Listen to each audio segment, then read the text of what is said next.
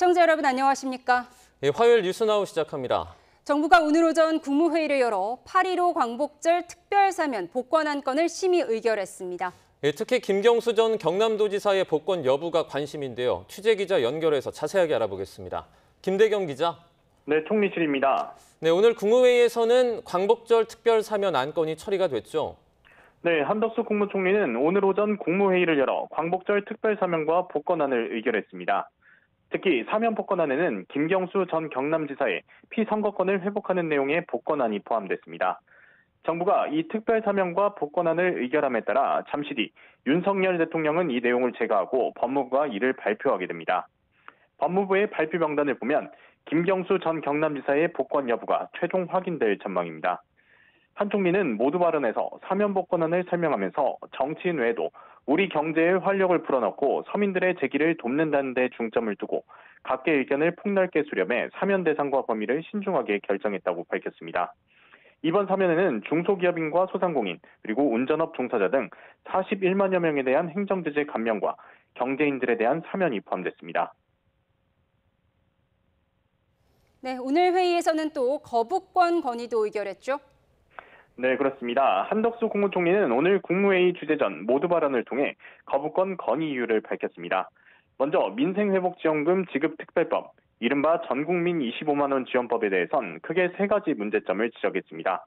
한 총리는 우선 행정권 침해 우려를 전했습니다.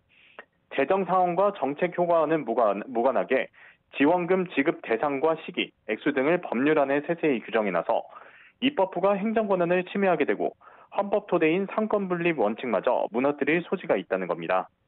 과도한 재정 부담과 물가, 그리고 금리 상승 우려가 있다고도 덧붙였습니다. 앞서 지난 21대 국회 당시 거부권 행사로 재표결을 거쳐 폐기됐던 이른바 노란봉투법에 대해선 문제점을 해소하기는커녕 오히려 악화한 내용을 추가해 법안을 통과시켰다고 비판했습니다. 특히 근로자가 아닌 자를 노조법의 특별한 보호를 받도록 하거나 손해배상 제한 범위를 더 확대한 걸 두고도 불법 파업으로 인한 피해가 사용자와 국민에게 고스란히 전가될 거라고 말했습니다. 정부가 의결한 안건을 윤석열 대통령이 제거하게 되면 거부권이 행사되는데요. 해당 법안은 국회로 들어가 재표결 절차를 거쳐야 합니다. 지금까지 정치부에서 전해드렸습니다. 김경수 전 경남도지사 복권 전망을 두고 여야 모두 파장을 예의주시하고 있습니다. 여당은 당정 갈등이 재점화할지 촉각을 곤두세우고 있고 야당은 야권 내 역학관계 변화에 미칠 영향을 주목하고 있습니다. 뉴라이트 논란을 빚고 있는 김영석 독립기념관장 임명을 둘러싼 여진도 계속되고 있습니다. 취재기자 연결해서 알아보겠습니다. 정인용 기자. 네, 국회입니다. 네, 김경수 전 지사 복권에 따라서 여야의 셈법도 복잡해질 것 같은데요. 애초에 국민의힘 한동훈 대표는 반대 의사를 밝히기도 했는데 대통령실과 확전은 좀 자제하는 모습이라고요. 네, 그렇습니다. 한동훈 대표는 지난 9일 김 전 지사 복권설이 나왔을 때부터 드루킹 댓글 사건은 민주주의 가치를 훼손한 범죄라며 복권 반대 의사를 명확히 했습니다. 다만 언론 취재진 앞에서는 말을 아끼면서 확전을 자제하는 모습이었는데요.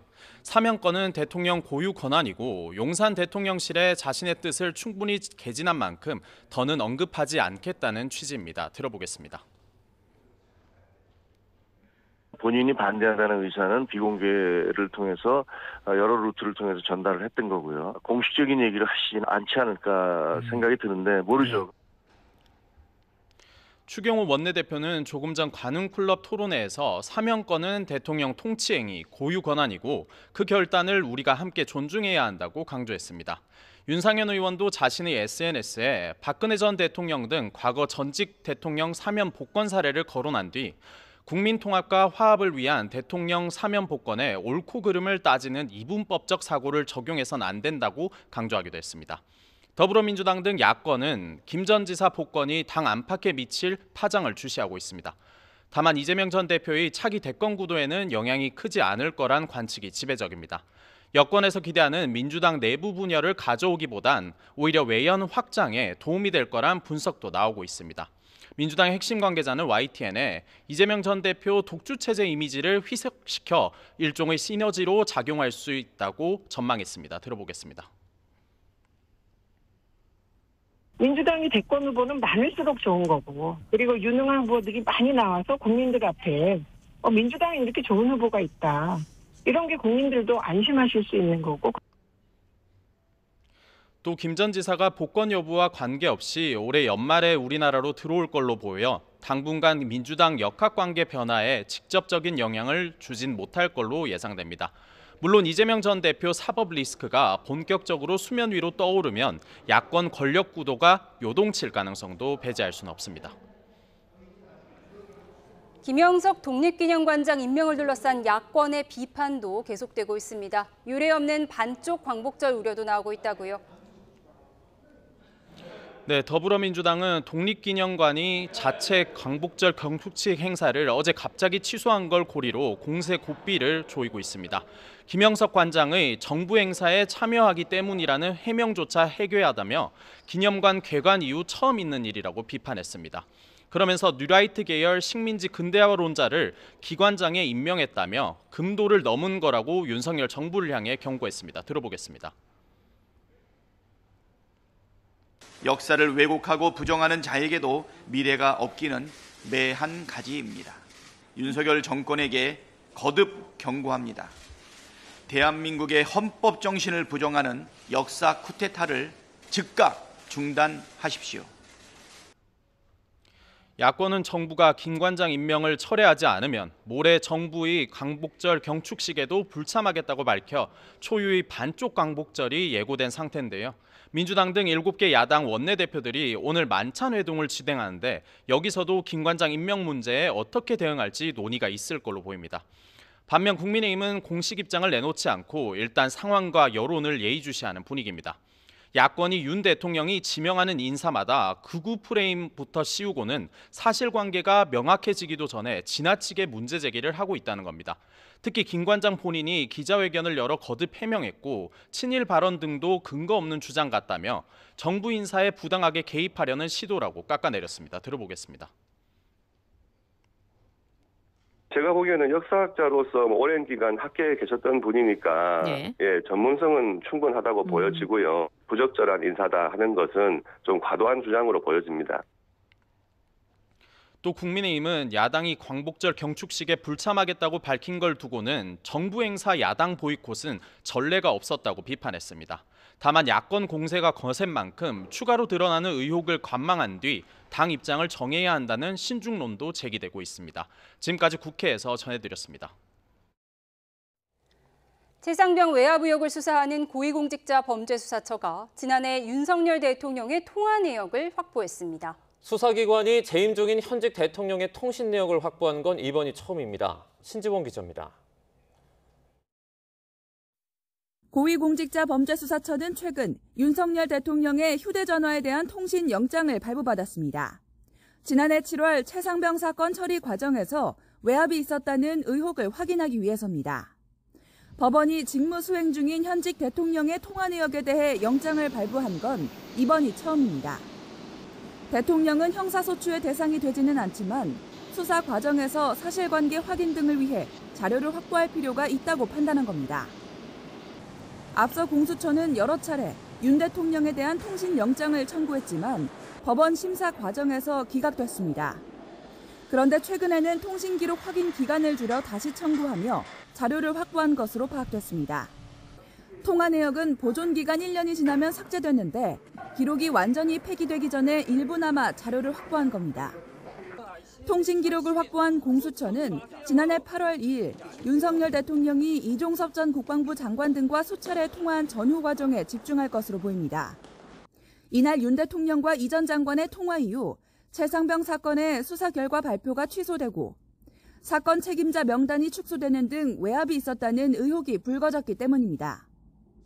대통령실과 국방부 관계자들은 최상병 사건에 관한 언급은 없었다는 입장이지만 공수처가 통화 기록을 확보하면서 구체적인 대화 내용이 확인될지 관심입니다. YTN 신지원입니다. 30대 남성 2명이 유리문을 부순 뒤 금거래소에 침입했지만 찾던 귀금속은 구경도 못하고 도망쳤습니다. 한 달 전부터 범행을 준비했다고 하는데 결국 17시간 만에 경찰에 붙잡혔습니다. 윤성훈 기자입니다. 어둑한 새벽, 헬멧으로 얼굴을 가린 남성이 오토바이에서 내립니다. 그러더니 곧장 문이 닫힌 가게로 달려들어 준비해온 둔기로 유리문을 맹렬하게 깨부수기 시작합니다. 10초도 되지 않아 문을 부순 남성은 망설임 없이 가게로 들어갑니다. 침입한 곳은 금거래소. 그러나 진열장에 귀금속이 보이지 않자 당황한 듯 머뭇거리다가 금세 가게 밖으로 도주합니다. 실제 금거래소 안에는 5억 원 상당의 귀금속이 있었습니다.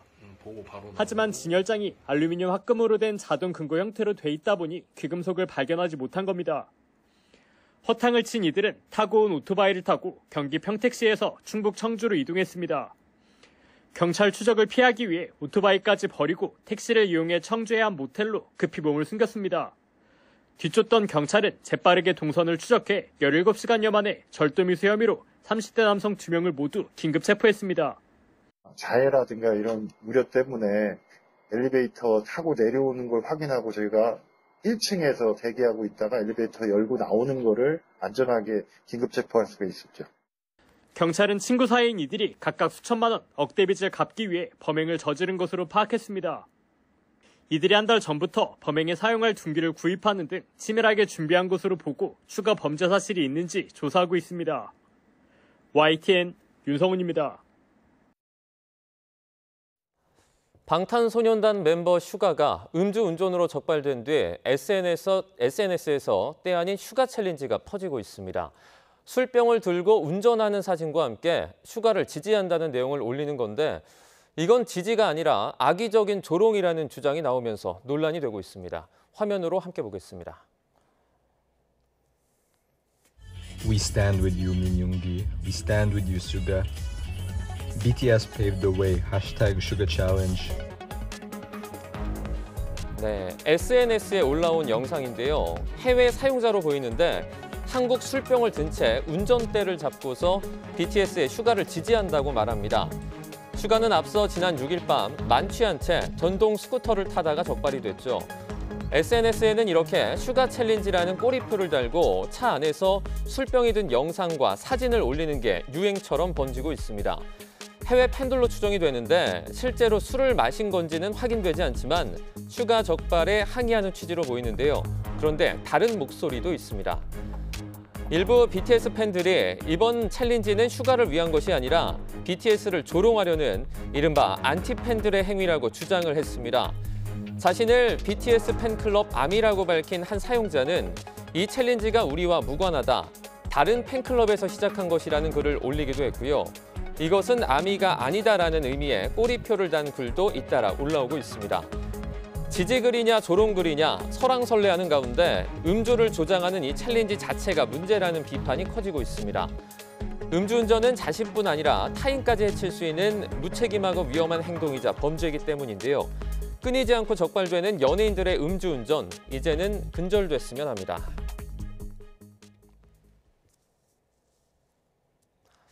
음주운전과 뺑소니로 무리를 빚고 재판에 넘겨진 트로트 가수 김호중 씨의 구속기간이 연장됐습니다. 서울중앙지방법원은 어제 위험운전치상 등 혐의로 기소가 된 김 씨의 구속기간을 오는 10월까지 2개월 더 연장하기로 했습니다. 네, 정부가 조금 전에 국무회의를 열고 8.15 광복절 특별사면과 감형복권 대상자를 확정했는데요. 현장의 목소리 들어보도록 하겠습니다. 2024년 광복절을 맞이하며 경제의 역동성 제고와 통합과 화합의 기회를 마련하기 위해 8월 15일자로 중소기업인, 소상공인, 청년, 운전업 종사자 등 서민 생계형 형사범과 특별배려 수용자, 경제인, 전직 주요 공직자, 정치인 등 총 1,219명에 대하여 특별 사면을 단행합니다. 이와 더불어 여객, 화물 운송업, 운행정지 및 감차명령, 생계형 어업인의 면허, 허가, 신고 및 해기사 관련 경고, 정지, 운전면허 관련 취소, 정지 등 행정제재자 총 41만 7,260명에 대하여 행정제재 특별 감면 조치를 시행하고 아울러 모범수 1,135명을 2024년 8월 14일자로 가석방하여 그분들의 조기 사회복귀를 도모하고자 합니다.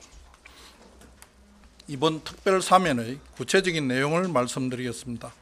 먼저 살인, 강도, 조직폭력, 성폭력 등 강력 범죄를 제외한 재산범죄 위주의 일반 형사범 수용자, 가석방자 중 일정 형기 이상을 복역한 243명에 대하여 형 집행률 정도에 따라 188명은 남은 형의 집행을 면제하고 55명은 남은 형의 절반을 감경합니다.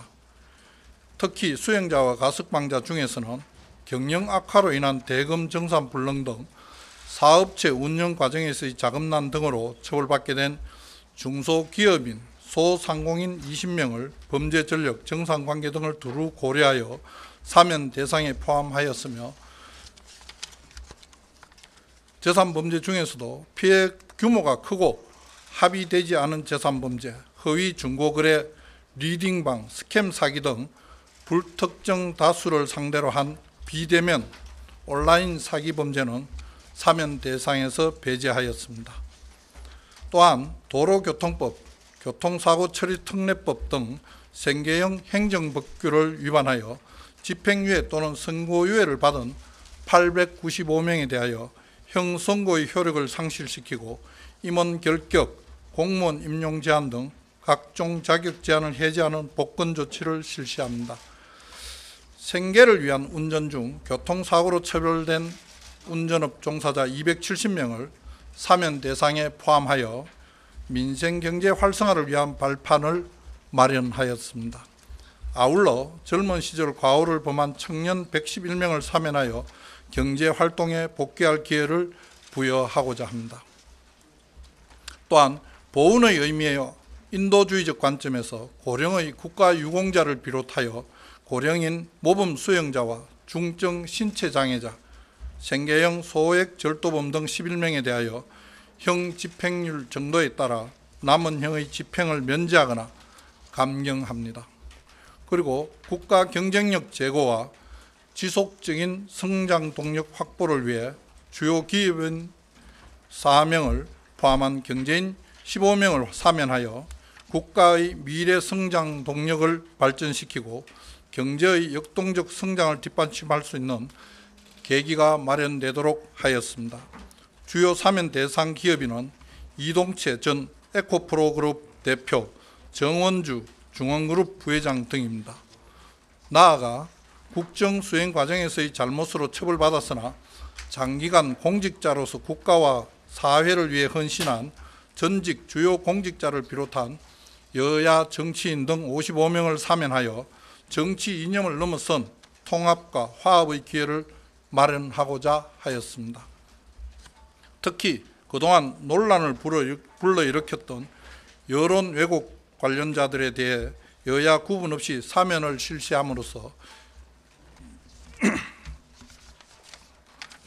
그로 인한 정치적 갈등 상황을 일단락하고 국익을 위해 통합하여 미래로 나아갈 수 있는 계기를 마련하고자 하였습니다.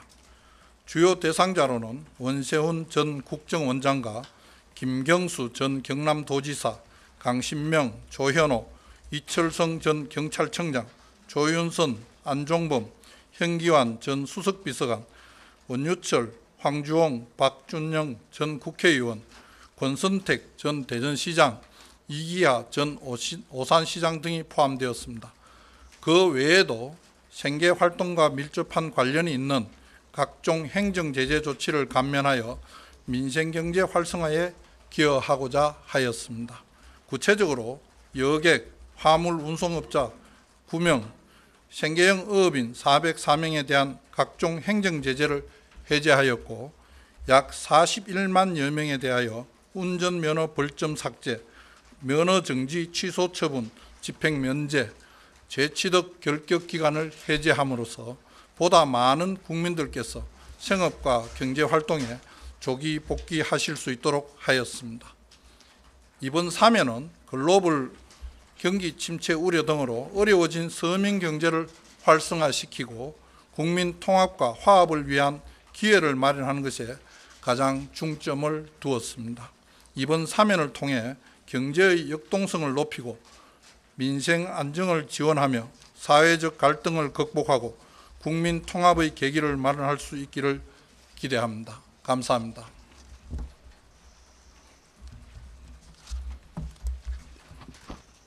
네. 8.15 광복절 특별사면 감형 복권안건 심의에 대한 법무부의 발표 내용 들어보셨습니다. 네. 전직 여야 정치인 55명에 대한 사면은 화합의 기회를 주기로 했다. 정치 갈등 상황을 일단락하기로 했다고 밝혔습니다. 네, 관련 인사들을 저희가 몇 명 언급을 하겠습니다. 원세훈 전 국정원장이 있었고요. 그리고 여론조작 혐의를 받았던 이제 일명 드루킹 사건의 김경수 전 경남도지사도 포함이 됐습니다. 그리고 강신명 그리고 조현호 전 경찰청장, 조윤선 전 정무수석 등 인물들이 포함돼 있었습니다. 네, 다시 한번 전해드리겠습니다. 드루킹 댓글 조작 사건으로 징역형을 선고받고 복역하다가 석방된 김경수 전 경남지사가 광복절을 맞아 복권 확정됐다는 소식을 법무부 발표로 들어봤습니다. 법무부는 광복절을 맞아 1,219명에 대한 특별 사면을 단행했고요. 행정제재 대상자 41만 7,260명에 대한 특별 감면 조치를 시행했다고 밝혔습니다. 네, 그리고 모범수는 1,135명이 가석방이 됐고요. 이와 관련해서 조기에 사회 복귀를 하기를 도모한다라는 언급까지 있었습니다. 그리고 중소기업 소상공인 사면 대상은 이 20명이 선별이 됐습니다. 네. 생계를 위한 운전업 종사자의 사면 또 적극 추진했고 청년의 경우에도 경제활동의 복귀에 기회를 부여하기 위해서 적극 사면 대상에 포함시켰다는 내용 전해드렸습니다. 국민통합과 기회를 마련하는 데 가장 중요한 방점을 두었다는 법무부 소식 전해드렸습니다. 더 자세한 소식은 들어오는 대로 또 전해드리도록 하겠습니다.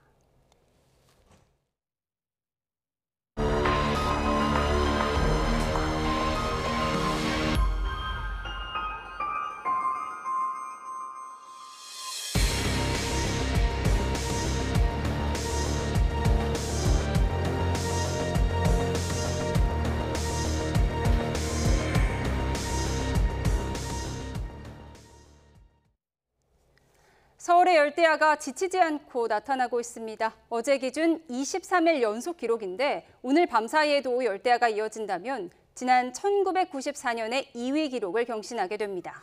일본 해상에서는 오늘 새벽에 7호 태풍 안필이 추가로 발생했는데 7호 역시 5호, 6호와 마찬가지로 일본 동쪽을 향할 전망입니다. 취재기자 연결해 보겠습니다. 김민경 기자. 네, 김민경입니다. 네, 서울의 열대야 연속 기록 1994년 2위 기록 경신도 임박했다고요? 네, 밤사이 서울은 최저 기온이 28.1도를 기록하면서 23일째 열대야가 나타났습니다. 최근 북태평양 고기압의 중심이 동쪽으로 이동해 동풍이 강화되면서 낮 동안 폭염이 더 강해진 데다 열기가 밤에도 그대로 지속돼 기온이 떨어지지 않고 있는 겁니다. 밤사이 서울뿐만 아니라 전국 19곳에서 열대야가 발생했는데 특히 제주도는 지난 7월 15일 이후 29일째 한 달가량 열대야가 이어지고 있습니다. 길어지는 열대야에 서울은 연속 일수 기록이 또 한 번 경신될 걸로 보이는데요. 이번 주에 계속 열대야가 이어진다면 내일은 1994년 24일 2위 기록을, 금요일에는 2018년 26일 1위 기록을 갈아치우게 됩니다. 폭염도 점차 심해지겠는데 이번 주는 그동안과 달리 습도는 낮아지지만 건조한 가운데 기온 자체가 높게 오르는 뜨거운 날씨가 기승을 부릴 가능성이 큽니다. 네, 일본 남쪽 해상에서는 7호 태풍이 연이어 발생했다던데 벌써 3개째인데 우리나라에는 영향이 없을까요? 네, 직접적인 비바람 피해는 없을 걸로 보입니다. 지난 5호 태풍 마리아와 6호 태풍 손딘에 이어 3번째 연이어 발생한 태풍인데요.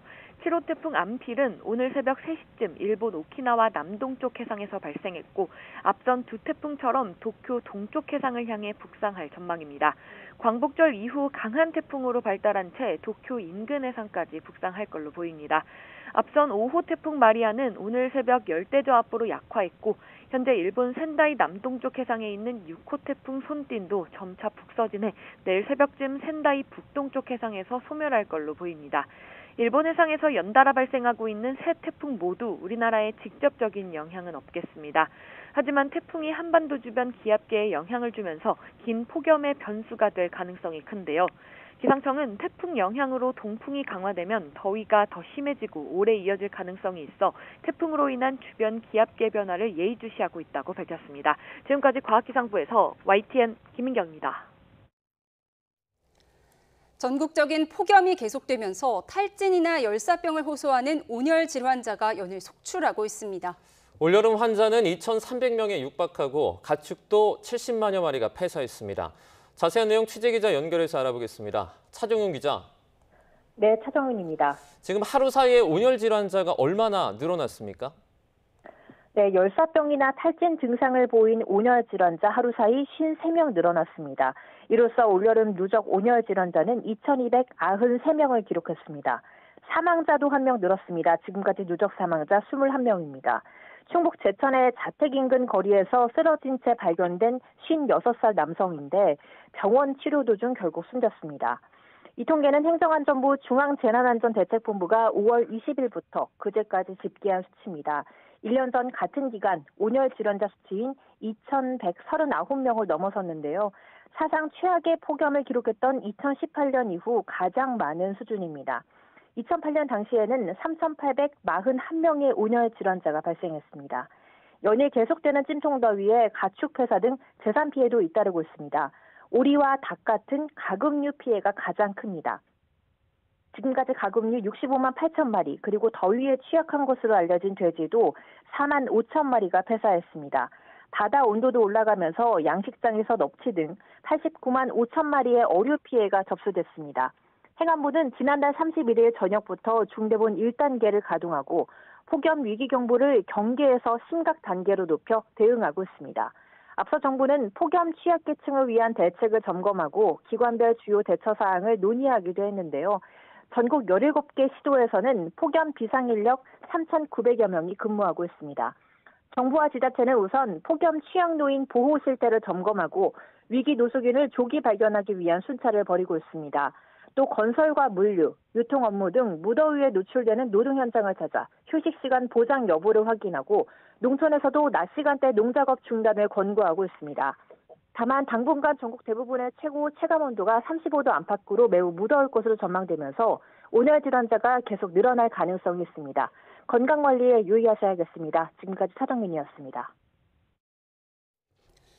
연일 기승을 부리는 폭염 속에 냉방 수요가 급증하면서 어제 우리나라 전력 수요가 여름철 최고 기록을 또 한 번 뛰어넘었습니다. 전력거래소는 어제 오후 6시에서 7시 사이 최대 전력 수요가 94.48기가와트로 역대 여름철 최고 기록을 경신했던 지난 5일 93.84기가와트를 넘어섰다고 밝혔습니다. 어제 공급 예비 전력도 8.35기가와트까지 떨어졌고 예비율 역시 9%로 한 자릿수를 기록했습니다. 전력거래소는 오늘도 무더위가 이어지면서 전력 수요가 역대 최고 기록을 뛰어넘는 94.7기가와트에 이를 걸로 전망했습니다. 이처럼 폭염이 이어지고 냉방기 사용이 늘다 보니 냉방병 환자도 많은 요즘입니다. 그런데 코로나19도 동시에 확산하면서 증상이 비슷해 환자들이 혼란을 겪는 경우가 많은데요. 그 구분법을 김지용 기자가 전해드립니다. 낮에도 밤에도 더위에 지치는 날들이 이어지고 있습니다. 에어컨을 빵빵하게 틀면 그나마 견딜 수 있지만 대신 불청객이 찾아오기 마련입니다. 바로 냉방병입니다. 찌는 듯한 더위 속에서도 한기가 느껴지고 몸살 기운까지 겪게 됩니다. 에어컨이 켜진 실내는 온도가 너무 낮고 밖은 너무 덥고 그런 상황에 놓이면 적응을 잘 못하게 되면 두통이라든지 신경통이라든지 소화불량이라든지. 그런데 최근 더위와 함께 코로나19가 다시 확산되면서 고민거리가 늘었습니다. 아프긴 한데 초기 증상이 비슷해 냉방병과 코로나19 가운데 어떤 것에 걸린 것인지 알기 어렵기 때문입니다. 일단 둘 다 초기 증세는 콧물, 재채기 등 호흡기 증상, 소화불량, 피로감 등으로 비슷합니다. 차이는 그 이후부터 나타납니다. 냉방병은 으슬으슬 몸이 떨리는 증세까지 나오다 두통 등으로 연결되지만 몸을 따뜻하게 하고 쉬면 나아집니다. 하지만 고열이 계속되고 목 아픔 증상이 지속되면서 후각과 미각 상실이 나타나면 코로나19를 의심해봐야 합니다. 냉방병은 열이 나지 않는 그런 질병입니다. 그냥 가벼운 감기 같은 증상이라고 보시면 되고 코로나19는 독감처럼 고열과 근육통이 심한 그런 질환입니다. 예방법도 차이가 있습니다. 냉방병은 일정 시간마다 냉방기를 끄고 환기를 해야 하며 실내 온도는 25에서 26도를 맞춰야 막을 수 있습니다. 반면 코로나19는 개인 위생을 철저히 지키고 고위험군은 해마다 백신을 맞는 것이 좋습니다. YTN 김주영입니다. 보건당국은 코로나19가 다시 유행하는 것과 관련해 이달 안에 치료제를 추가 공급하기로 했습니다. 질병관리청은 정례 브리핑을 통해 코로나19가 유행하고 있고 향후에도 계속 증가할 것으로 보이지만 위기 단계를 조정할 필요까지는 없다고 판단한다고 밝혔습니다. 또 코로나19 치료제의 재고는 남아있지만 사용량의 증가 추세가 계속되면 공급에 어려움이 발생할 수 있다고 보고 있습니다.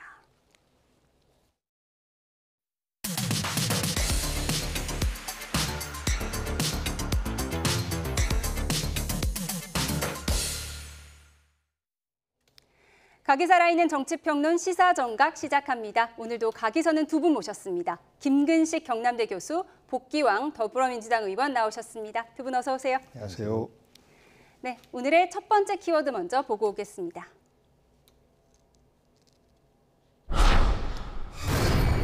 사선 중진도 부적절.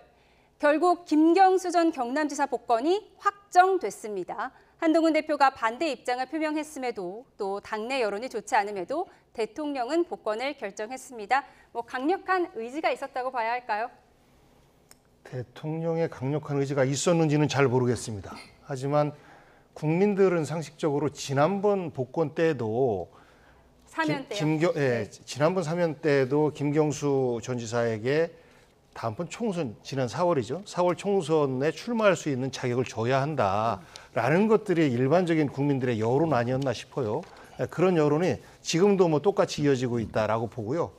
그런 과정에서 보면 늦었지만 합리적인 결정이다라는 생각을 하고 이것을 두고 여권 내에서 이러쿵저러쿵 좀 말들이 많은데 지금 우리 정치가 극단을 향해서 서로 대립하고 있는 것 아니겠습니까? 저는 이러한 사면 과정이 협치의 하나의 좀 출발점이었으면 좋겠다라는 생각을 갖고 있는데 그러려면 지금 여당의 본류 쪽에서도 그런 생각을 갖고 이 사면을 좀 바라봤으면 좋겠는데 이것을 자꾸 좀 이상하게 해석을 해서 정치의 협치가 아닌 대립의 또 하나의 시각으로 보는 이런 것들을 보면서 야, 우리 정치가 참 어렵구나라는 생각을 좀 가져봅니다. 여당의 본류에서 이상하게 본다고 해석하셨는데요. 어떻게 생각하세요? 대통령의 고유 권한이죠. 그렇기 때문에 사면 복권을 국민 통합 또는 정치 화합 차원에서 하는 건 뭐라고 할 수는 없다고 생각합니다. 그래서 오늘 이제 국무회의를 통해서 복권이 이루어졌는데요. 그리고 이제 복권 사면 이런 등등의 대통령 고유 권한을 행사할 때는 관례적으로 여야 양쪽의 의견을 묻고 또 들어서 안배를 합니다. 관례가 그래 왔거든요. 그래서 대통령실을 통하거나 아니면 원내대표나 당대표를 통해서 원하는 사면 복권 명단을 미리 받고 조율을 하고 서로 간에 균형을 맞춰 왔거든요. 그런 면에서 이제 원세훈, 조윤선, 김경수 등등의 정치인들이 이제 사면 복권에 이번에 확정이 된 건데요. 그런 저는 그동안의 통상적인 관례나 대통령의 고유 권한이라는 측면에서는 이건 이상할 게 없는 결론이라고 봅니다. 그러나 다만 우리 복 의원님이 말씀하신 것처럼 이게 이상하게 여당 내에서 이게 사면 복권이 확정되기 전에 나름대로 용산과 집권 여당 당 지도부 사이에 일정 정도의 좀 의견 차이가 있었던 것이 노출이 됐지 않습니까? 이제 그런 면에서 본다면 이게 오히려 향후에 우리 당과 또는 용산 사이에 일정 정도의 갈등의 씨앗이 될 거라는 우려가 있는데 저는 오히려 오늘 이게 확정이 됐기 때문에 확정된 다음에는 반대 의사를 피력해온 것으로 알려진 당대표, 한동훈 당대표도 그걸 존중할 것이라고 보이고요. 그럼 더 이상 한동훈 대표도 이거에 대해서는 왈가왈부하지 않을 것이다라고 보시나요? 어제까지도 굉장히 신중한 모습이었잖아요. 본인 입으로 직접 말하지 않고 전원으로 이미 비공개로 용산에 수차례 전달을 했던 것이고 확인을 본인이 스스로 하지 않고 있는 겁니다. 그렇기 때문에 오늘 이게 확정이 됐으니까 일단락은 된 거잖아요. 그리고 대통령의 결정을 존중하는 것이기 때문에 그런 맥락으로 저는 마무리가 되지 않을까 싶습니다. 사선 의원들이 반대한 것도 별다른 타격을 주지 않을 것이다라고 보시나요? 실제로 당내에서는요. 국민의힘 우리 당원 게시판이라든지 우리 주변의 당원들 이야기를 들으면 굉장히 반대하는 여론이 강하긴 해요. 그런 맥락에서 이제 아마 한동훈 대표는 여당의 당대표로서 당원들의 의견, 당심, 그다음에 또 국민 여론들, 당심과 민심을 용산의 결정 과정에 가감없이 전달하는 역할을 한 거라고 보고요. 그건 집권 당대표 충분히 할 수 있는 일이라고 생각을 합니다. 김경수 전 지사의 복권이 사실상 야권의 분열을 노린 것이 아니냐는 해석이 많았는데 오히려 여권 내부의 분열을 부추기는 모습입니다. 오늘 아침 김종혁 국민의힘 최고위원은 이런 말을 하기도 했는데요. 듣고 오겠습니다. 제가 알기에는 뭐 양정철 씨, 뭐 그다음에 박영선 씨에 대한 기사는 용산 대통령실에 있는 뭐 비서관이 언급을 한 걸로 인해서 그 보도가 나갔으니까 예. 그게 뭐 사실이 아니다라고 얘기하기는 쉽지 않을 것 같고요. 예, 김경수 전 지사의 복권도 그 당시에 그 문제하고 좀 연관이 있다고 보십니까? 도대체 이거 불합리한 결정인데 이 결정 누가 내린 거냐? 예. 대통령 참모들이 이것을 지지했을 리가 없지 않느냐? 뭐 이런 얘기들이 있는데 예. 제가 확인해보지 않았기 때문에 그 부분에 대해서 단정적으로 말씀드릴 수는 없고요. 네. 그런 식의 의문, 의혹이 제기되는 것, 그런 의구심이 떠오르는 것 자체가 사실은 대통령실은 굉장히 좋지 않은 거고 네. 저희党을 위해서도 예. 별로 적절해 보이지는 않습니다. 당장 게시판에서 대통령실에 대한 원망 같은 것들 나오고 예. 있기 때문에 예. 그거 이제 우리가 여권이 분열하고 있는 거잖아요. 네. 네, 들어보셨는데 과거 박영선 총리설, 양정철 비서실장설 굉장히 뜨거운 화제였죠. 당시 대통령실에서도 부인하지 않은 점을 들면서 이번 김 전 지사의 복권 문제 역시 이 문제와 관련이 있다 이렇게 해석하는 것 같아요. 뭐 당원 내부에서 반대하는 것도 이것과 연관이 있을까요? 그 김종혁 씨 말씀 중에 민주당을 분열시켰으면 하는 바람이 좀 들어가 있는 것 같아요. 뭐 박영선 또 양정철 이렇게 하면서 민주당 내에서 약간 다른 생각을 가질 수 있는 부분을 이제 언급을 하셨는데 김경수 복권 같은 경우는 좀 다른 거죠. 과거에 우리가 대선 때 일어났던 모든 일들을 한꺼번에 통으로 다 정리를 하자. 서로 뭐 고소 고발도 취하하고 또 이로 인해서 사법 처리가 된 분들에 대해서는 사면 복권도 같이 하고 했던 것들이 그동안에 우리가 정책으로 해왔던 관행들이고 그런 것들이 이제 늦게나마 실현됐다라고 하면 그것을 그냥 그대로 액면 그대로 보면 되는데 이 김종혁 씨 말씀은 일종의 한동훈 대표와 윤석열 대통령의 기싸움 네. 이것을 연장전으로 끌고 가고 싶은 이런 바람이 좀 녹여져 있는 말씀 같아서 여권의 분열을 노린 것이다? 아닙니다. 여권의 분열이라기보단 지금 현재 그 여당에서는 복권 안 된다라고 했는데 윤석열 대통령이 복권한 거 아닙니까? 네. 결국은 이 주도권이 여전히 윤석열 대통령에게 있어라고 힘을 확인됐는데 아니다. 당은 여전히 한동훈이 대표다라는 것을 확인시켜주고 싶은 이제 그런 어떤 그 모습이 좀 보여지는데요. 이 과정에서 조금 아쉬운 걸 말씀드리면 아까 관례대로 여야 대화 창구를 통해서 명단을 접수받고 균형을 맞춘다라고 했는데 제가 확인한 바로는 그런 과정이 없었어요. 야당에게 민주당 인사들 가운데서 어떤 사람을 추천하느냐 이런 과정이 저는 전혀 없었던 것으로 제가 확인을 하고 있어서 그게 좀 아쉽고 특히 또 한동훈 그 대표 같은 경우에는 아직까지 당선되고 나서 야당한테 공식 인사도 안 왔어요. 그리고 나서 사실 첫 번째 내놓은 말이 야당과의 협치를 거부하는 듯한 김경수 전 지사에 대한 어떤 그 복권 거부 이런 것들은 향후에 그 여당의 대표로서 한동훈 대표가 과연 민주당과 어떤 협치를 할 수 있을지 정말로 기대를 갖지 못하게 하는 이러한 모습들 아닌가 싶습니다. 결국 김경수 전 지사의 복권이 이렇게 화두가 되는 게 정계 개편의 신호탄이 될 수 있는 것이냐, 즉 이재명 전 대표의 대항마가 될 수 있는 것이냐 이 부분이거든요.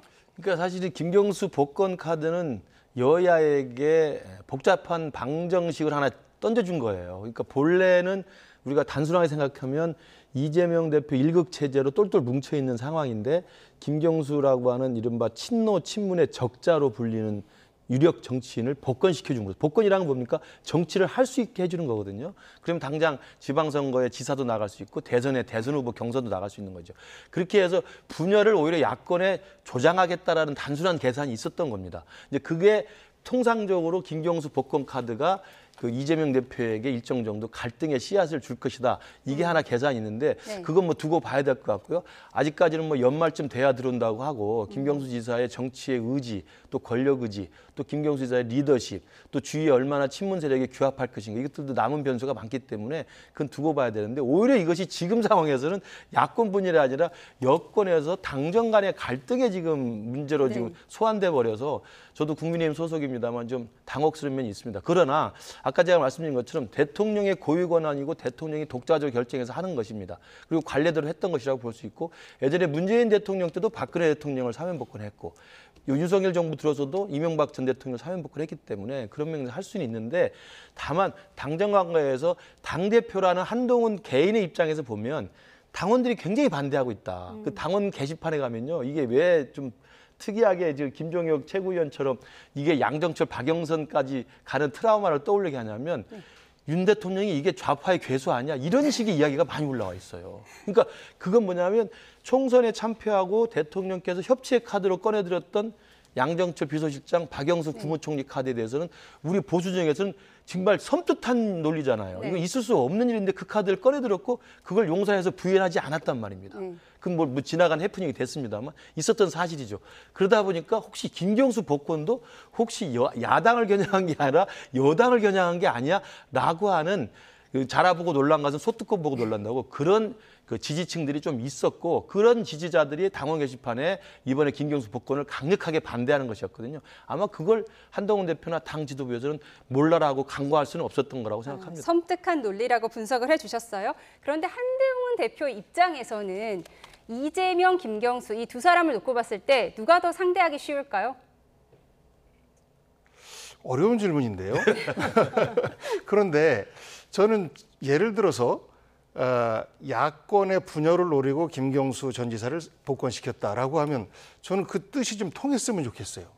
왜냐하면 민주당 입장에서는 지금 이재명 대표의 사실 독주 체제인데 여기에 최소한의 페이스메이커라도 될 수 있는 후보들이 좀 나와주면 훨씬 더 확장될 수가 있어서 김경수 전 지사를 비롯해서 많은 사람들이 다음번에 잠재적 대권 후보로 민주당에서 많이 성장한다면 오히려 더 좋은 거 아닌가요? 그래서 분열책이 아니라 사실 민주당을 더 활발하게 만들어주는 이런 기도 아닌가 싶기도 하고 그 의도가 통했으면 좋겠습니다. 네, 김종혁 최고위원 말에 따르면요. 한동훈 대표는 과거 법무부 장관 시절부터 정치 내 사면에 반대 입장이었다. 특히 MB 사면에 대해서도 마찬가지였다고 했는데요. 이런 가운데 어제 윤 대통령 부부와 이명박 전 대통령 부부가 대통령실 관저에서 만찬을 가졌습니다. 상당히 화기애애했다고 하는데요. 이 시점에서 이 만찬의 화기애애한 분위기 어떻게 해석해야 할까요? 글쎄 이제 공교로운 시점이긴 한데 대통령실에서는 충분히 설명이 가능한 이유가 있습니다. 최근에 체코 원전을 우리가 큰 사업 프로젝트를 땄지 않습니까? 그 체코 원전을 수주한 것이 국가적 경사인데 그 밑바탕은 MB 대통령 당시 해놓은 그 인연이 있었기 때문에 그 대화가 많이 오갔다고 하더라고요. 네, 그렇기 때문에 사실 그거에 대한 감사의 측면도 있고요. 그다음에 이제 MB 전 대통령이 이제 감옥에서 나온 다음에 실제로 윤석열 대통령과의 정식적인 저런 만찬 같은 건 처음이기 때문에 전직 대통령에 대한 애우 차원에서 충분히 할 수 있는 상황이라고 보는데 공교로운 시점 문제죠. 왜냐하면 지금 김경수 전 지사 복권 문제로 용산과 한동훈 대표 사이 일정 정도의 갈등이 이렇게 표현되어 있는 상황인데 그중에 그 갈등의 씨앗에서는 지금 뭐 김종혁 최고도 뭐 밝혔습니다만 한동훈 대표가 법무부 장관 시절에조차도 2022년이죠. 법무부 장관 시절에조차도 MB 대통령 사면 복권은 반대의 의견을 가졌었다는 거예요. 그러나 이제 국무위원으로서 장관이기 때문에 대통령이 결심하면 따라할 수밖에 없는 것이죠. 그래서 MB 대통령에 대한 것도 반대를 했었던데 또 MB 전 대통령하고 또 윤석열 대통령이 또 화기애애한 분위기에서 장시간 만찬을 했다고 하니까 그 그림이 조금 더 대조적인 모습이 보여지고 있는데 저는 있을 수 있는 대통령의 행보라고 생각하고 또 한동훈 대표는 법무장관 시절에 실제로 정치인들에 대한 그런 무차별적인 사면 복권은 반대한다는 의견을 개진한 것으로 저도 알고 있습니다. 지금 그래픽으로 나가고 있는데 여소야대 속 여당은 야당만큼 힘들다. 당정이 하나 돼야 한다라고 강조를 했다고 해요. 이명박 전 대통령이. 이게 뭐 윤 대통령에게 힘을 실어주는 걸까요? 당정이 하나 된다는 것은 대통령이 힘을 실어주고 대통령하고 집권야당 지도부하고 이렇게 갈등이 생겨서는 안 된다는 이야기를 언론적으로 한 것 같고요. 근데 이제 국민의힘은 야당이나 마찬가지다라는 이야기는 좀 중의적인 해석이 가능한 것 같습니다. 숫자가 적으니까 소수당이니까 힘들다는 뜻도 있지만 야당이라는 건 뭐냐면 대통령하고 사이가 계속 안 좋으니까 야당이라 또 당정 갈등을 말하는 건가요? 것 같아요. 그래서 두 가지 다 해석이 가능한 이야기입니다. 뭐 저 단어만 가지고 어제 만찬 자리에서 어떤 맥락에서 나온 이야기인지를 저희들이 가늠하기는 어렵다고 봅니다. 네. MB 사면을 반대했다고 밝힌 한동훈 대표도 곧 MB를 만날 거라고 하는데요. 어떤 이야기가 오갈까요? 본인의 정치적인 입지를 강화하기 위한 과정이기 때문에 뭐 대화는 본인 유리한 대화 중심으로 이끌어가지 않겠습니까? MB 하면 역대 가장 실패한 대통령으로 기록에 남는 분인데 탄핵받은 대통령 빼고는 박근혜 정부 들어서기 이전에 MB 정부는 정말 역대 최악의 정부였었다. 그리고 그 지난 정부에 대한 평가, 대통령에 대한 어떤 그 과거 어떤 대통령이 제일 잘했습니까? 라고 조사를 해보면 MB는 여전히 최하위예요. 왜냐하면 본인의 사리 사욕을 취한 대통령으로 역사에 남기 때문에 그렇습니다. 그런데 지금 윤석열 정부를 보면 MB 정부 2기다. 이렇게 얘기를 하잖아요. MB 정부 때 일했던 사람들이 모두가 다 전면에 나서서 일하고 있고 단적으로 보면 그 만찬에 배석했던 정진석 비서실장 MB 정부 때 정무수석을 했었어요.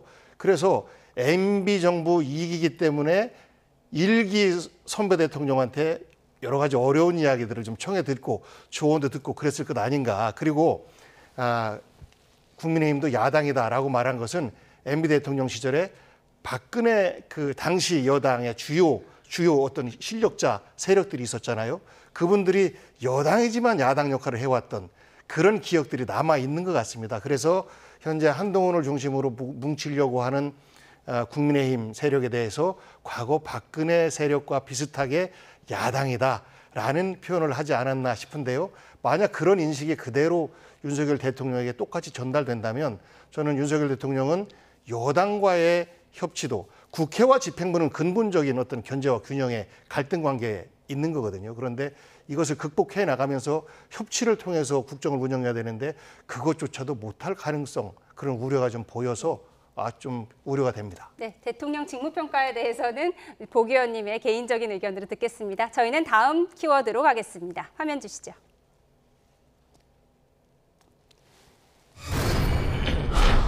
사퇴는 없다. 쪼개진 광복절. 모레로 다가온 광복절 경축식이 반쪽 행사로 그칠 가능성이 커지고 있습니다. 야권과 광복단체에서는 신임 김영석 독립기념관장의 임명을 철회하지 않으면 광복절 경축식에 참석하지 않겠다는 입장을 고수하고 있는데요. 오늘 아침 김영석 독립기념관장 사퇴는 없다는 입장 다시 한번 밝혔습니다. 목소리 듣고 오겠습니다. 그렇다면 혹시 광복회를 비롯한 단체들 임명 철회 요구에는 응하실 생각 전혀 없습니까? 그렇습니다. 전혀 없습니까? 네, 그렇습니다. 네. 예. 그렇게 되면은 광복절 행사가 다 반쪽이 될 수도 있고. 아니, 그건 제 책임이 아니지요. 제 책임이 아니고 뭐 그거는 우리 정부에서 잘 판단할 일이지만 그 뭐 오늘 떼쓴다고 그러면 누구나 다 그렇게 해야 됩니까? 임명 철회 요구하는 데에는 다른 의도가 있다고 의심하시는 걸까요? 뭐 개인적으로는 그런 생각이 있기도 하고. 네, 사상 초유의 반쪽 광복절 경축식이 될 가능성이 높아졌는데요. 논란의 김영석 관장 사퇴는 없다는 입장 밝혔고요. 오히려 반쪽 행사가 돼도 본인 책임은 아니다라고 강조했는데요. 어떻게 들으셨어요? 저는 지금 이 사태가 굉장히 안타깝습니다. 8.15 광복절은 우리 온 국민이 하나 돼서 그 광복의 기쁨과 우리 새로운 미래에 대한 어떤 의지를 확인하는 그런 통합의 자리여야 했고 지금까지도 제가 알기로는 이렇게 반쪽으로 야당이나 일부 관련 단체가 참석하지 않은 전례는 없다고 저는 생각합니다. 네. 그런데 이게 김영석 독립기념관장 인선 문제를 놓고 광복회 등 주요 광복 관련 단체들이 불참하고 여기에 지금 민주당까지 포함해서 일부 야당들이 또 불참하게 돼서 이게 사상 초유의 반쪽 지금 경축식이 되게 돼 있는데요. 저는 양쪽 다 저는 비판을 좀 하고 싶어요. 그러니까 김영석 그 신임 관장에 대해서 뉴라이트라고 딱지를 붙여서 비판을 하는데 제가 자세히 보니까 뉴라이트로 될 소지를 관련한 그런 발언들을 한두 번 한 적은 있지만 그분이 처음부터 끝까지 뼛속까지 뉴라이트는 아닌 걸로 저도 확인이 된 것 같습니다. 그렇다고 한다면 일부 논란이 된 발언이 있지만 예컨대 우리가 과거에 정말 그 경계해왔던 뉴라이트의 어떤 식민지 근대화론이라든지 일제 점령을 어떤 미화한다든지 이런 건 아닌 거라고 저는 판단이 되기 때문에 김영석 관장의 인선을 반대하는 쪽에서도 좀 지나치게 견강부회하는 측면이 하나 있고요. 네. 그리고 또 그걸 빌미로 광복절 기념식까지 참석하지 않는 건 제가 볼 때 좀 과하다는 생각이 들고 또 반대로 대통령께서 이렇게 논란이 계속 처음부터 제기됐던 분을 굳이 모르겠습니다. 제가 독립기념관장이 어떤 자리인지 모르겠습니다만 큰 중책은 상대적으로 아닐 거라고 생각이 듭니다. 상징적인 자리죠. 네, 그냥 상징적인 자리 아니겠습니까? 네. 그래서 지금까지는 대부분 독립투사들의 후손들이 다 상징적으로 관장직을 맡아왔던 건데 굳이 그렇게 논란이 처음부터 제기가 됐던 사람인데 굳이 임명을 강행했을까라는 또 아쉬움도 있어요. 네. 저는 그래서 양쪽 다 조금 브레이크를 좀 밟고 좀 이 부분에 대해서 전체 대한민국의 광복절 앞두고 이게 무슨 짓입니까? 저는 조금 해결책을 찾는 좀 자세가 필요하다고 생각합니다. 굳이 그래야 했을까라고 말씀을 해주셨는데 이준석 의원은요. 독립기념관장 임명 문제 하나로 국경일이 망가지는 것은 너무 개탄스럽다면서 이 모든 사태 해결을 위해서 윤 대통령이 직접 나서야 한다고 촉구를 했습니다. 복 의원님 어떻게 보세요? 대통령의 결단에 나설까요? 참 부끄러운 이야기입니다. 지금 이 모습을 보면서 누가 좋아하겠습니까? 일본 사람들이 좋아하겠죠. 그러니까 우리가 건국절이냐 혹은 뭐 정부 수립일이 맞느냐 19년이냐 뭐 이런 논란들도 계속 진행되고 있는데 그 논란을 누가 만들었습니까? 뉴라이트라고 얘기하는 그런 친일 사관을 갖고 있는 사람들이 만들어낸 것이고 김영석 그 관장에 대해서 그런 의혹이 충분히 있다라고 드러난 것이고 지금 현재 보면 우리의 가치를 지켜야 될 그 네 단체가 있어요. 하나는 한국학중앙연구소. 여기도 뉴라이트 경향의 인사가 원장이에요. 그리고 동북아 역사재단.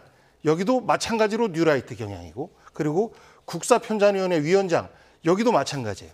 마지막으로 하나 남은 것이 가장 강경한 우리 독립운동에 대해서 누구보다 강경한 입장을 취해야 할 그 독립운동 기념관 관장마저도 이렇게 뉴라이트 성향의 인사를 임명한다라고 하는 것은 정말 지금 이번 그 79주년 광복절일 텐데 정말 부끄럽고 우리 독립운동을 한 선배들의 그 선조들에게 부끄러운 대한민국의 오늘의 모습을 보이는 것 아닌가 싶고요. 저는 그 김영석 관장 당장 사퇴하셔서 8.15 광복절이 정상적으로 이루어질 수 있도록 본인의 결단도 해야 되는 것이고 본인의 결단이 안 된다라고 하면 대통령께서 임명 철회를 빨리 하셔라. 그것이 이번 광복절 행사에 우리 국민들을 분열시키지 않는 유일한 방법이다라는 생각을 갖고 있습니다. 네, 그런데 대통령의 독립기념관장 임명에 반발하는 이 이종찬 광복회장이 윤 대통령과 친분이 있었다고 하던데요. 뭐 특별히 섭섭한 일이 있었을까요?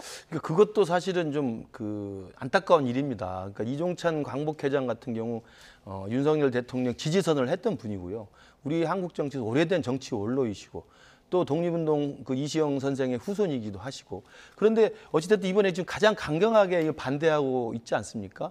반대의 이유는 일단 아까 말씀 나왔던 뉴라이트에 관련된 논란 그리고 실제로 독립운동과 관련돼서 기념관장을 맡을 자격이 없다라는 것인데 모르겠습니다. 그 기저에는 어떤 사적 감정이 남았는지 모르겠습니다만 저는 지금 이렇게 이종찬 광복회장이 화가 나 있는 이유는 비단 이것뿐만 아니라 지난해인가요? 홍범도 장군 기념 흉상 그걸 육사에서 제거하는 문제가 불거졌을 때도 당시 이종찬 광복회장이 굉장히 반대를 많이 했습니다. 저도 뭐 방송 나와서 이건 좀 너무 무리한 과도한 저는 처사라고 생각을 했는데 그 홍범도 흉상 문제 이전 문제 때부터 저는 이종찬 광복회장 입장으로서는 조금 섭섭함이 있었던 것 같고 최근에 이제 독립기념관장을 뽑는 데서 계속 반대 의사를 지금 3번이나 편지를 써서 보냈다는 거 아니겠습니까? 반대 의사를 보냈고 또 윤석열 대통령과 이종찬 광복회장이 전혀 사적으로 모르는 사이가 아닌데 답이 없더라. 그래서 상당히 모욕감을 느꼈다. 뭐 이런 말을 하는 걸 봐서는 그러한 개인적인 섭섭함과 아쉬움이 계속 쌓여 있었던 게 아닌가. 뭐 이런 식의 좀 분석도 가능할 것 같습니다. 네, 그런가 하면 대통령실이 국가 안보 라인을 전격 교체를 했습니다. 이에 대해서 이제 민주당이 강한 문제 제기를 하고 있는데요. 이에 대한 인터뷰 듣고 오겠습니다.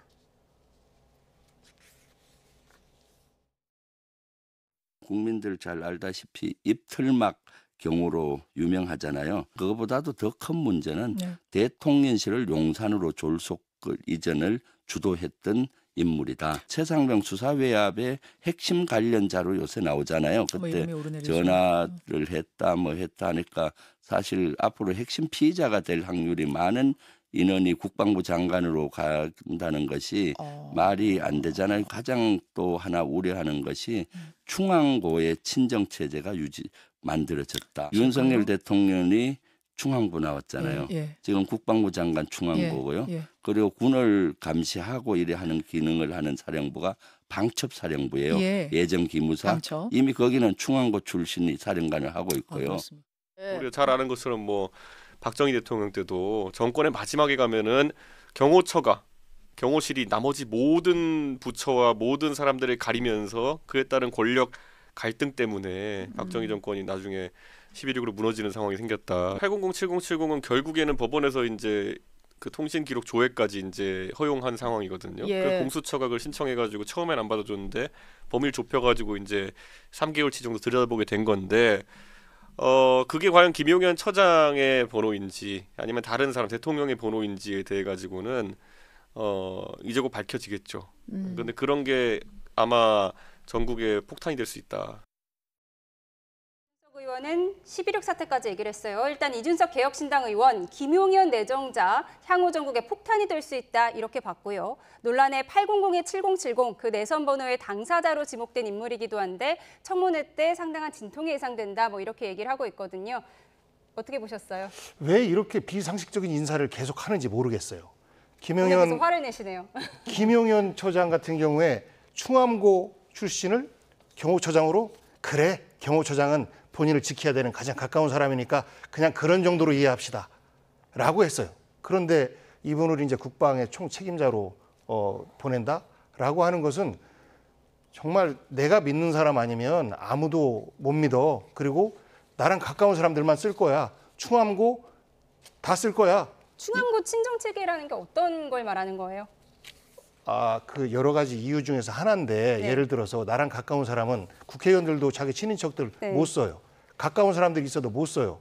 왜냐하면 특혜라고 보기 때문에. 그런데 충암고 동문을 경호처장으로 임명했을 때는 경호처라고 하는 특수한 것 때문에 인정을 했단 말이죠. 그런데 지금 여러 가지 예를 들어서 아까 김병주 의원이 얘기한 최혜병 사건의 주요 핵심 피의자 중에 한 명이 될 가능성이 매우 높은 사람이다라는 가능성.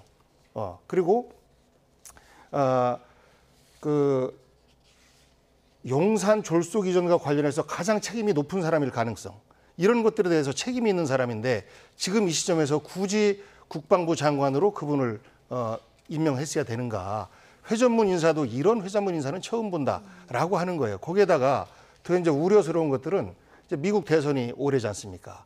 이럴 때의 외교 안보 라인은 대미의 정통한 외교통들이 보통 외교 안보 라인을 관장하게끔 하는 것인데 신원식 이번에 그 실장 그런 사람 아니에요. 그러다 보니까 오로지 윤석열 정권의 안정만을 위해서 국가의 어떤 그 국제적인 관계라든지 이런 것들도 전혀 도외시한 인사 아닌가라고 해서 어느 것 하나 바람직하다라고 평가받지 못할 이런 인사다라고 평가를 합니다. 네, 김용현 국방부 장관 내정자 말씀하신 대로 뭐 입틀막 논란, 용산 청사 이전 그리고 최상병 수사외압 의혹 이런 논란에 대해서 짚어주셨는데 반론 있으신가요? 아마 이제 청문회를 통해서 야당 측에서 그 부분에 대해서 뭐 계속 공격을 할 것으로 보입니다. 뭐 입틀막 논란은 뭐 다 아시는 것처럼 이제 대통령 행사에 이제 경호처 주관으로 좀 과도한 입을 틀어막고 실어 날렸던 장면들이 있었던 것이고요. 그다음에 용산 이전 문제는 이미 국민적 판단은 다 끝났던 거기 때문에 크게 이제 문제될 것 같지는 않고요. 당연한 이제 최상병 관련해서는 당시 경호처장 입장에서 그 당시에 국방부 쪽 라인하고 전화했던 것들이 밝혀진 게 몇 개 있어요. 네, 뭐 그래서 공수처에서 윤 대통령 통신 기록까지 맞습니다. 조회하고 있다고 그래서 하니까요. 이제 그런 게 좀 드러나면 또 이게 어떤 결과가 나올지 좀 지켜봐야 되겠습니다만 저도 이번에 이 안보 라인을 교체를 갑작스럽게 했거든요. 네. 물론 설명은 이제 안보를 더 중요시하겠다 외교보다라는 입장이고 대통령이 나토 정상회의 가보고 이번에 북한과 러시아의 군사 동맹까지 진행되는 걸 보면서 일정 정도의 좀 위기감을 느낀 게 아니냐라고 하는 분석은 가능합니다만 조금 이례적인 건 분명해 보입니다. 그래서 이번에 안보 라인의 이 이례적인 인사가 향후에 어떤 식으로 결과가 될지는 지켜봐야 될 것 같습니다. 네, 안보 라인 교체 짚어봤고요. 저희는 마지막 키워드로 가보겠습니다. 화면 주시죠.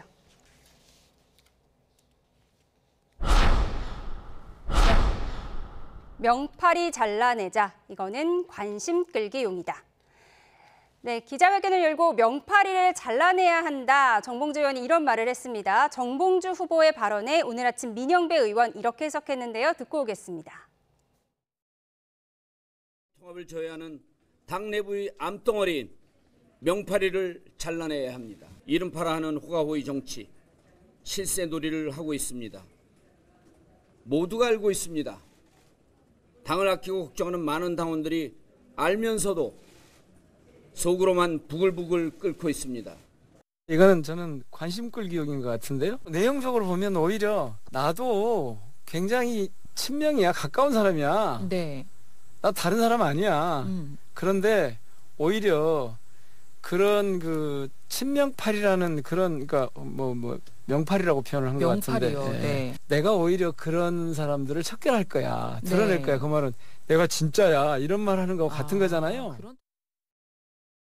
어제 저 발언이 굉장히 충격적이었는데 결국 민영배 의원의 말에 의하면 정봉주 의원이 내가 진짜 명심이야, 내가 진짜야. 그런데 명팔이 하는 사람들이 잘못된 거야 라고 말을 한 건가요?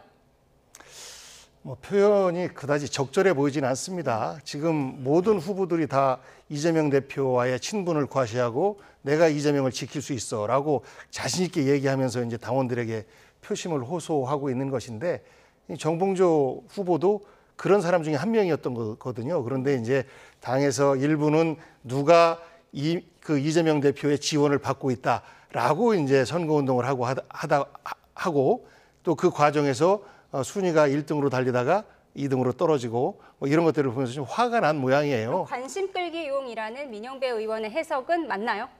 저는 그 부분에 대해서 평가하지 않겠습니다. 그것은 이제 선거 과정이기 때문에 서로가 서로에 대해서 공격도 할 수 있고 서로의 말에 대해서 또 폄하할 수도 있고 한데요. 저는 이번 선거가 지나치게 이재명 대표에게 의존하는 최고위원들의 선거가 되고 있는 것에 대해서 저는 문제의식을 좀 갖고 있습니다. 그런 건 말고 야당으로서 그리고 지금 현재 윤석열 정부의 이런 실정에 대해서 내가 대표 정치인이 되면 어떻게 하겠다라는 비전 중심으로 얘기를 해야 되는데 이것이 이제 정봉주 후보를 포함해서 많은 사람들이 나는 이재명 대표에게 더 가까운 사람입니다라는 것 중심으로 선거 캠페인을 하다 보니까 뭐 부작용이 나온 것 같은데요. 이제 일주일이면 선거가 끝납니다. 그래서 경기 경선까지 끝나긴 했지만 뭐 ARS도 남았고요. 그래서 아직 절반도 안 왔다라는 말도 있더라고요. 4위 안에 들까요? 여성목 빼고 4위 안에 들어야 하잖아요. 저는 정봉주 의원은 뭐 충분히 들 거라고 봐요. 왜냐하면 그분이 지난번은 이 BBK, 다스 이런 사건 때부터 해서 민주당을 위해서 또 진보 정치를 위해서 많은 희생과 헌신을 했던 분이기 때문에 그런 것을 인정한 당원들이 표를 주는 거거든요. 현직 의원이 아님에도 불구하고. 그래서 순위 안에는 들 텐데 그 이제 등수가 떨어지는 것에 대해서 정봉주 의원이 좀 화가 나 있는 것 아닌가 싶습니다. 네, 마지막 질문 드릴게요. 네. 어제 민주당에서 당 강령에 이재명 후보가 추구해온 기본사회를 명시를 했어요. 이게 기본사회가 뭔가요? 그 이재명 대표가 성남시장 때부터 이제 이른바 세금 재정을 투입해서 성남 시민들에게 뭐 기본 소득과 관련된 내용과 관련해서 그 기본 저 대출도 해주고 또 기본 뭐 산후조리원도 해주고 기본 뭐 교복도 주고 해서 상당히 많은 그 광범위한 그 보편적 복지 정책을 많이 했잖아요. 그걸 이제 대선 후보가 된 다음에도 이제 기본소득이라는 개념을 만들어 와서 여러 가지 그 공약들을 내걸었고 물론 이제 그래픽으로 대통령 보고 있는데요. 그렇습니다. 찬성률이 93.6%예요. 압도적으로 된 거죠. 민주당은 투표만 하면 90%를 넘는 것 같네요. 그러니까 이제 이재명 대표가 되는 게 확실시 되기 때문에 아마 전당대회에서 대표로 확정되는 그날 같이죠. 아마 강령도 개정안이 통과가 될 겁니다. 확정이 되면 이재명 대표가 대표뿐만 아니라 다음 대선 후보까지도 이 강령을 바꿔서 이재명 표식, 그러니까 이재명식 공약을 당의 강령에 박는 거죠. 네. 그런 의미로 보면 이제 민주당은 진짜 이재명 대표 일극체제로 해서 대선 후보까지도 기정사실을 하려고 하는 게 아닌가. 경선 불복자, 공천 불복자는 향후 10년간 입후보를 제한한다는 내용도 그 부분도 지금 사실 담겼더라고요. 논란이 되고 있죠. 경선 불복은 우리가 공직선거법으로도 막아놨습니다. 경선에 참여했다가 이걸 무시하고 탈당하면 출마를 못하게 해놨어요. 그러나 이제 그걸 좀 더 광범위하게 확대해서 공천 불복으로 하면 굉장히 자의적 해석이 가능해지거든요. 네. 그런 분들에 대해서도 10년까지 또 이거 입후보를 제한한다고 한 건 엄청난 또 당대표 권한을 확대해놨기 때문에 저는 이 부분도 또 대표의 권한을 너무 지나치게 과장되게 좀 만들어놓은 또 저는 좀 잘못된 조항이 아닌가 싶습니다. 네, 민주당 내부 소식까지 짚어봤습니다. 오늘 전국 소식 여기까지 짚겠습니다. 김근식 경남대 교수, 복귀왕 민주당 의원과 함께했습니다. 고맙습니다.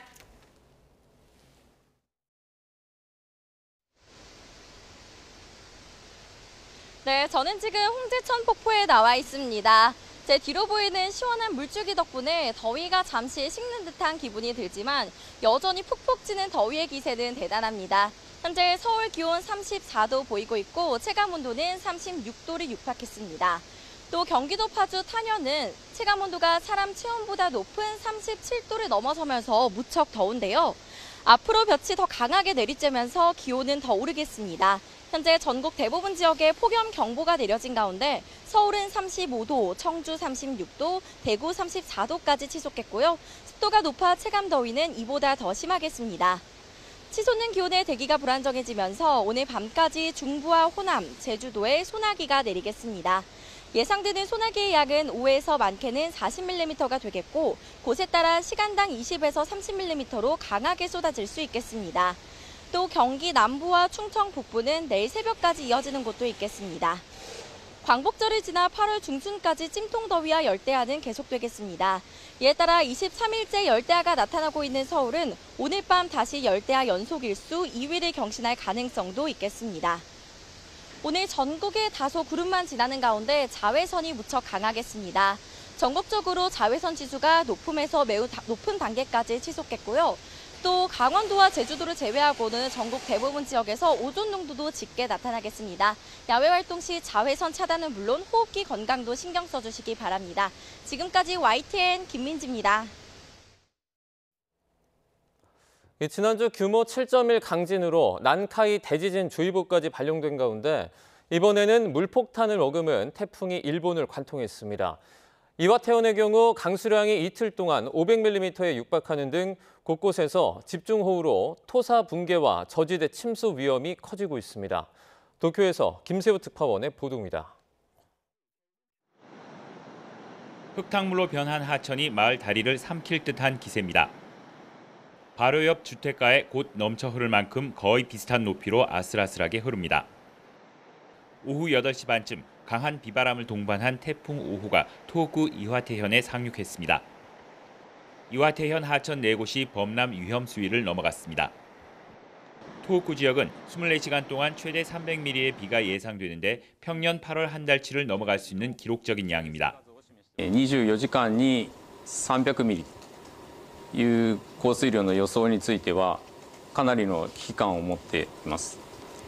大雨による土砂災害や河川の増水氾濫、低い土地の浸水の危険度が高まる。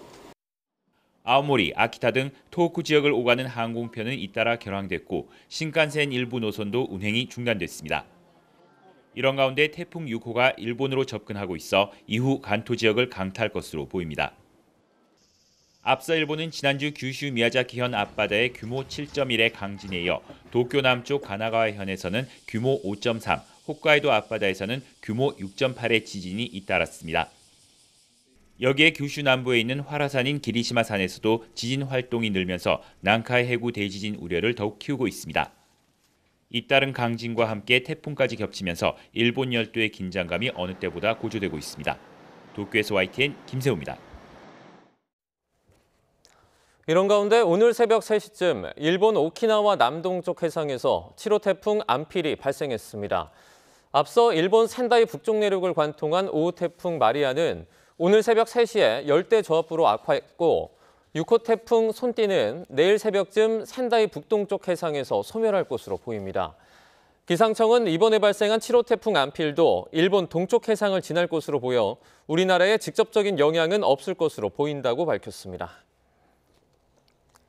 식자재 유통시장은 영세한 중소상공인이 85%를 차지하는 35조 규모의 시장입니다. 상생을 표방하면서 골목 상권인 지역 식자재 시장을 침탈한 국내 1위 식자재 유통회사 CJ 프레시웨이가 공정거래위원회로부터 과징금 245억 원의 제재를 받게 됐습니다. 취재기자 연결합니다. 이승은 기자. 네, 이승은입니다. 네, 자그마치 12년 넘게 200명 넘는 본사 직원을 부당하게 파견해 중소상공인과의 합작법인을 지원한 뒤에 또 결국 중소상공인들을 퇴출시킨 건가요? 그렇습니다. 중소상공인과 합작법인을 만들어 지역 식자재 유통시장에 진출한 뒤 대규모 인력을 파견해 입지를 굳혀온 CJ 프레시웨이가 공정위 시정명령과 함께 과징금 245억 원을 부과받게 됐습니다. 공정위는 국내 1위 식자재 유통사업자인 CJ 프레시웨이가 지역 시장 진출을 위해 지난 2008년 이후 각 지역에 프레시원 법인을 설립했다고 밝혔습니다. 그런 뒤 2011년 말부터 12년 8개월간 자사 인력 221명을 파견해 334억 원에 이르는 인건비를 대신 지급하는 방식으로 지원했습니다. 공정위는 이 같은 행위가 상생 의도가 아니라 대기업의 골목 상권 진출에 대한 반발을 막기 위한 것이었다고 판단했습니다. 처음부터 합작법인의 지역상공인 퇴출 전략을 짜고 소상공인 지분이 높은 곳은 위험법인으로 별도 관리해왔고 결국 100% 지분을 확보했다고 설명했습니다. 또 CJ그룹 차원의 인력이 파견돼 프레시웨이와 함께 이런 전략을 수립해왔다고 밝혔습니다. 공정위는 이번 제재는 대기업이 상생을 가장해 시장에 진입한 뒤 결국 중소상공인을 배제하고 중소상공인의 이익을 침탈하기 위한 수단으로 인력을 지원한 행위를 적발해서 제재했다는 데 의의가 있다고 설명했습니다. CJ 프레시웨이는 유통사업자와의 공동 경영을 전제로 지역 식자재 유통시장 선진화를 위해 합의 계약을 위해 만든 공동사업이라는 점이 심의 과정에서 충분히 소명되지 않은 것에 대해 유감이라고 밝혔습니다. 그러면서 소송을 포함해 주어진 절차에 따라 다시 한번 판단을 구하고자 한다고 밝혔습니다. 지금까지 YTN 이승은입니다. 현대와 기아차, BMW에 이어 메르세데스 벤츠 코리아가 전기차 배터리 제조사를 밝혔습니다. 벤츠 코리아는 오늘 오전 자사 홈페이지에 전기차 16개 차종의 배터리 제조사를 공개했습니다. EQE 350 플러스, EQS 350 등 5개 차종에 파라시스 배터리가 탑재됐고 마이바흐 EQS 680 SUV 등 8개 차종에는 중국의 CATL 배터리가 장착됐습니다. 특히 지난 1일 인천 청라아파트 지하주차장에서 화재가 발생한 차종인 EQE 시리즈는 CATL이 들어간 EQE 300과 EQE 350 SUV만 제외하고 모두 파라시스 배터리가 사용됐습니다. EQC는 LG 에너지 솔루션, EQB는 SK온 배터리가 각각 적용됐고 EQA 250 모델의 경우 연식에 따라 각각 중국 CATL과 SK온 배터리가 탑재됐습니다. 핫한 이슈를 전문가에게 묻습니다. 이슈콜입니다. 인천 청라의 아파트 지하주차장에서 발생한 전기차 화재를 계기로 이제 전기차를 바라보는 사람들의 시선이 이전과 사뭇 달라졌습니다. 당시에 가만히 세워져 있던 차량에 이 폭발과 함께 지금 보시는 것처럼 치솟은 불길이 무려 8시간이 넘게 잡히지 않았는데요. 이 사건 이후 최근 중고차 시장에서는 전기차 판매 문의가 크게 늘어난 것으로 전해졌습니다. 안전에 대한 불신이 높아진 게 가장 큰 원인인데 먼저 중고차 매매업에 종사하고 있는 관계자의 목소리를 들어보겠습니다. 일단은 고객들이 사시려는 문의보다는 판매 문의가 늘은 편이죠. 고객들이 불안한 마음에 이거를 언제 판매를 할지 고심하는 부분들이 많고요. 그리고 전기차 시장 이제 저희가 중고 매매단지나 이제 판매 시장을 보면 예전 대비 수요보다는 좀 판매하는 매물 같은 게 많이 올라오는 편입니다. 그러니까 공급이 빠지지를 않는 거죠. 수요가 주다 보니까 아무래도 이런 요번에 사고 때문에 경기 심리가 많이 위축이 된 것 같습니다. 실제 이런 분위기는 수치로도 고스란히 드러나고 있습니다. 국내 시장 점유율 1위인 중고차 업체의 집계 결과를 보면 지난 1일부터 일주일 동안 판매 접수 건수가 한 주 전과 비교해서 2배가 넘게 이렇게 훌쩍 급증했습니다. 특히 청라아파트 지하주차장에서 불이 난 벤츠 EQ 시리즈 모델은 늘어난 매물 가운데 무려 10%를 차지할 정도입니다. 여기에 차주들 사이에서는 전기차 배터리의 제조사를 공개하라는 목소리도 커지고 있는데요. 중고차 현장에서도 관련 문의가 증가했다고 합니다. 들어보겠습니다. 배터리에 대해서 질문을 많이 해주시는 편이고요. 이 배터리 국산차인지 중국산인지 이제 그런 부분들 내구성에 대해서 좀 많이 물어보시고요. 그리고 이제 한편으로는 저도 이제 중고차 업자지만 전기차를 매입해두거나 이제 매매하러 할 때 아무래도 이제 보관할 때 저도 이제 충전을 해야 되니까 아무래도 그거에 대해서 저도 이제 위험성이 있으니까 그것도 현재로서는 많이 고민이 되는 편입니다. 이에 업계는 전기차 배터리 정보를 공개하며 소비자 불신 줄이기에 나섰습니다. 앞서 전해드렸듯이 BMW와 벤츠도 전기차의 배터리 제조사를 자발적으로 공개하겠다고 결정했는데요. 정부도 연이틀 회의를 열며 대응책 마련에 속도를 내고 있지만 소비자 신뢰 회복까지는 이 시간이 더 걸릴 전망입니다. 네, 다음 소식입니다. 지난 2월 실내에서 번지 점프를 하던 60대 여성이 추락해서 숨진 사고 기억하실 겁니다. 안전장치가 제대로 체결돼 있지 않아서 벌어진 인재였는데요. 그러나 일부 업체들은 여전히 매트나 안전망도 없이 기구를 운영하는 것으로 나타났습니다. 황보혜경 기자입니다. 지난 2월 경기 안성 스타필드에 있는 스포츠 체험 시설에서 60대 여성 A씨가 번지 점프를 하다 추락해 숨졌습니다. A씨 몸에는 필수로 장착해야 하는 구조용 고리가 연결돼 있지 않았습니다. 사고 뒤 반년이 흐른 지금 스포츠 체험 시설들의 안전 실태는 어떨까? 한국소비자원이 경기 수원과 하남, 고양, 대전 등 전국 실내 스포츠 시설 8개 업체 13곳의 안전 실태를 조사했습니다. 한 업체에는 인공 암벽 등반을 하는 클라이밍 기구 바닥에 매트가 없었습니다. 이용자가 발을 잘못 디뎌 추락할 경우 그대로 부상을 입을 수 있습니다. 매트가 있더라도 폭이 작거나 기구에서 멀리 떨어져 있어 이용자들이 매트 밖으로 착지하는 경우도 발견됐습니다.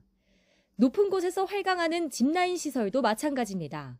경기도는 추락 방지를 위해 출발지와 도착지에 안전망 설치를 권장하고 있지만 일부 업체는 안전망이 아예 없었습니다. 또 기구마다 키와 몸무게 제한이 있는데도 이를 재지 않거나 안전모 등 필수 안전장비를 주지 않은 곳들도 적발됐습니다. 체험 기구별 안전모 제공 여부를 조사한 결과 한 개 업체는 로프코스, 점핑타워, 짚라인, 스텝업 등 4개 기구에서 2개 업체는 스텝업 1개 기구에서 안전모를 제공하지 않아 개선이 필요했습니다. 소비자원은 클라이밍을 제외한 실내 체험 기구들은 국내에 시설이나 안전 기준이 없다면서 행정안전부에 관리 방안 마련을 요청했습니다. 또 이용자들은 기구별 주의사항을 지키고 이용 전 안전장비가 올바른 상태인지 반드시 확인하라고 당부했습니다. YTN 황보혜경입니다.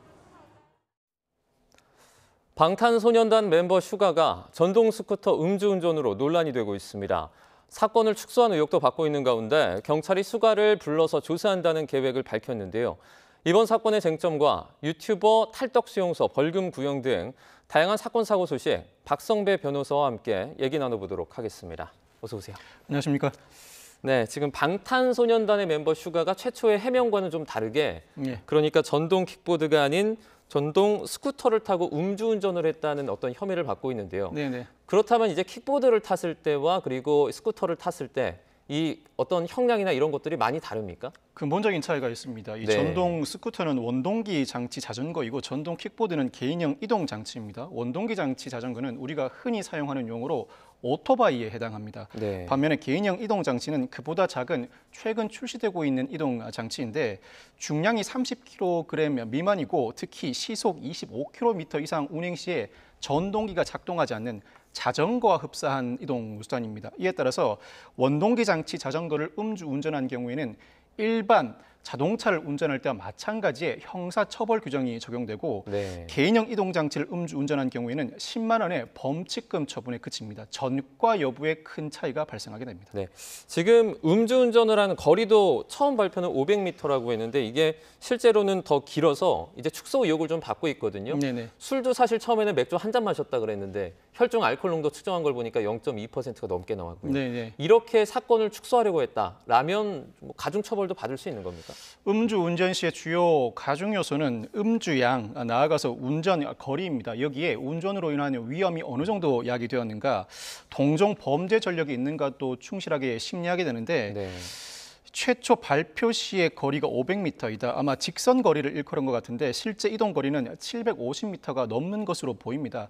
다만 이와 같은 진술은 당사자의 진술 여하에 따라서 충분히 그 진술의 취지가 번복될 수 있는 부분이라 직접 양형에 영향을 미치지는 못할 것 같습니다. 그렇지만 이 슈가가 소속된 소속사가 최근 법률 리스크 관리를 제대로 하고 있는가는 상당한 의문입니다. 저도 이 사건을 처음 접하고 소속사의 발표 내용을 듣고는 전동 킥보드, 즉 개인형 이동장치를 운전한 것으로 판단했습니다. 개인형 이동장치를 음주운전한 경우에는 범칙금 부과 처분에 그쳐서 이 원동기 장치 자전거를 음주운전한 형사처벌과는 근본적인 처분의 차이가 있는 만큼 이와 같은 발표를 했다는 것 자체는 제대로 된 법률 리스크 관리가 이루어지지 않음을 방증하는 것으로 보이고 아마 슈가 씨가 경찰 조사 시에는 이와 같은 축소 의혹을 받을 만한 진술을 하지 않을 것으로 보입니다. 만약 축소 의혹을 받을 만한 진술을 한다면 진지한 반성을 하지 않는다는 이유로 일부 양형 가중 사유로 삼을 수 있습니다. 네, 지금 경찰이 슈가를 곧 소환한다고 하는데 그러면 이제 뭐 슈가가 우리가 보통 말하는 경찰의 포토라인에 설 가능성도 있습니까? 사실 경찰이 슈가 씨를 일부러 포토라인에 세울 가능성은 낮습니다. 경찰 수사 공보규칙상 수사 과정을 촬영, 중계, 방송하도록 허용해서는 안 되고 불가피하게 촬영 등이 이루어지는 경우에도 당사자의 노출을 최소화하고 안전 확보 조치를 취해야 합니다. 그렇지만 현실에서는 각종 언론사 등이 주요 피의자의 출석 내지는 퇴출 시간을 알고 그에 맞춰서 중계 방송을 하는 경우가 상당히 많습니다. 이와 같은 사정을 막지 못하는 한 조사 전후의 모습이 노출될 가능성은 상당히 높아 보입니다. 무엇보다도 이 사건 사고는 조사에 긴 시간이 걸리지는 않습니다. 아마 경찰이 이미 슈가 씨의 동선을 역추적한 상황에서 소환 조사를 할 것으로 보이는데 이동 거리와 경로를 확인하고 단수 음주운전 사건인 만큼 조사가 금방 끝나게 될 것입니다. 네. 출석과 퇴장 시의 모습이 적시에 노출될 가능성이 많아 보이는 것은 사실입니다.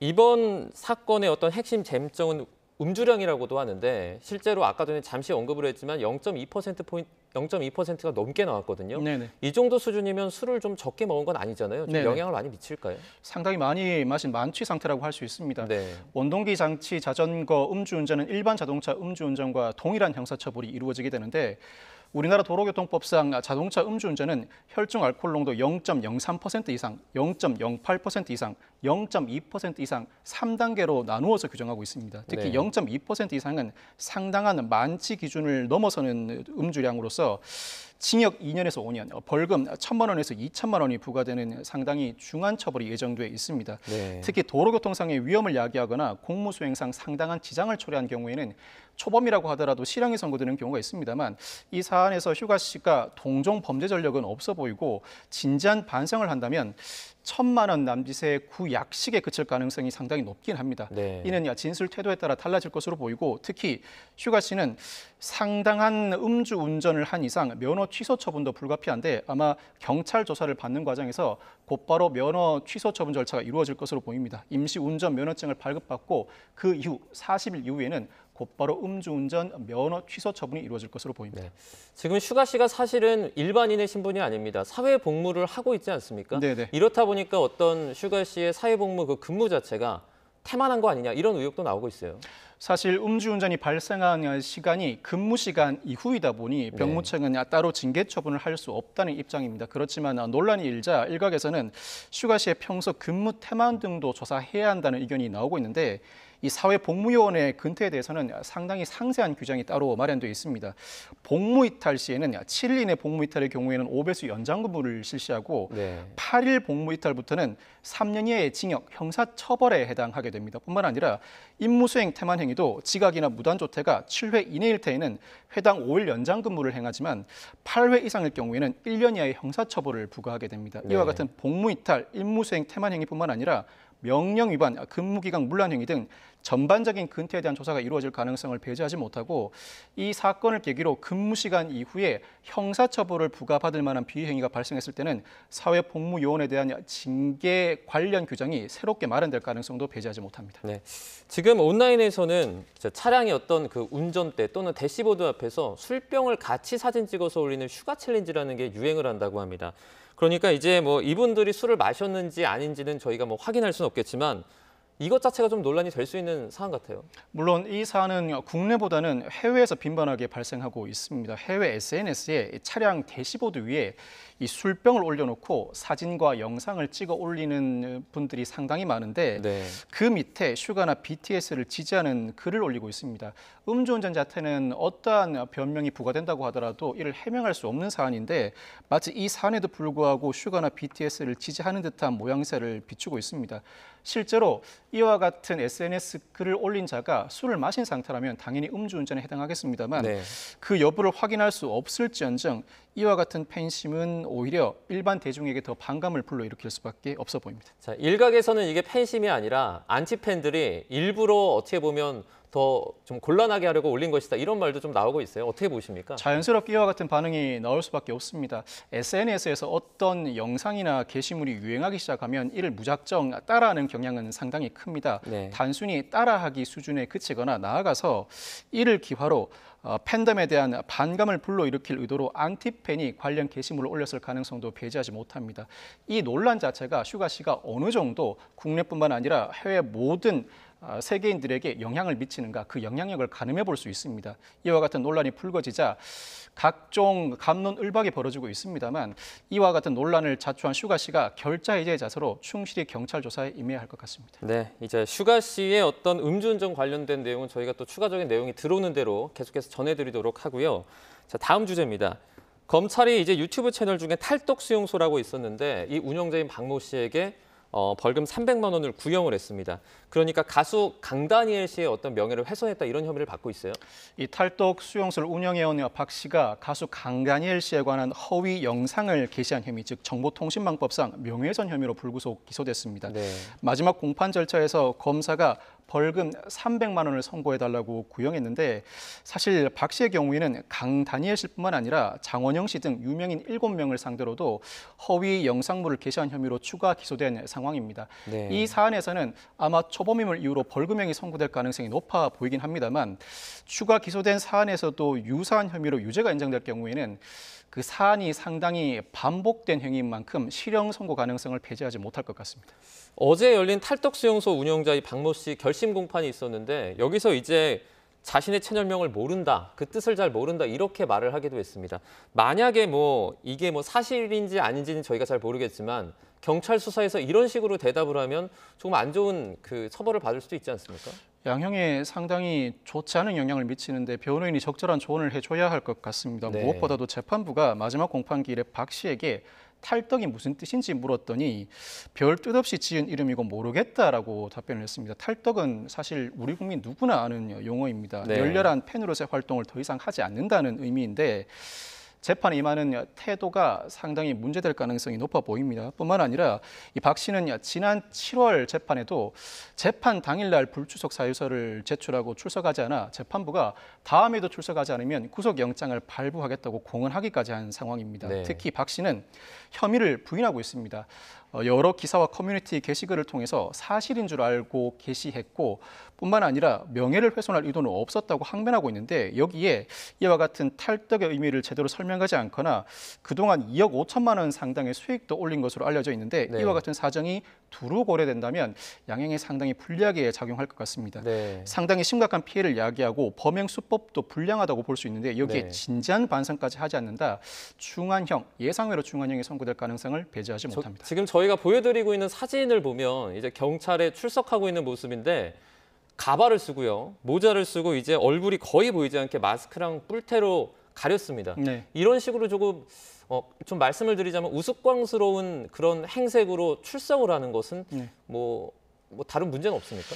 그 자체가 문제가 되지는 않습니다. 다만 네. 이 무더운 날 몸 전체를 가리는 복장을 하고 법정에 출석했는데 아마 박 씨는 자신의 신원이 밝혀질 것이라고는 꿈에도 생각하지 못했던 것 같습니다. 네. 유튜브 채널을 운영하는 과정에서 유튜브 관리 주체인 구글이 미국 회사이다 보니 구글을 상대로 자신의 신원이 밝혀질 일은 없을 것이라고 판단한 것 같은데 장원영 씨 측이 소를 제기하면서 미국의 디스커버리 제도를 활용해 미국 네. 법원을 통해 구글의 운영자 신상을 파악함으로써 이 박 씨가 드디어 기소 단계에 이르게 되었습니다. 아마 자신의 신원이 밝혀지지 않을 것이라 믿었던 박 씨가 정작 자신의 신원은 밝혀질 상황이 되자, 즉 남을 비방하면서도 자신의 신원이 밝혀질 상황이 되자 자신의 모습은 꽁꽁 감추려는 모습을 보이는 것입니다. 네, 지금 미국 기업 유튜브에다가 그러니까 신상 정보 제공 요청했다고 말씀하셨잖아요. 네. 받아들여질 가능성이 좀 있습니까?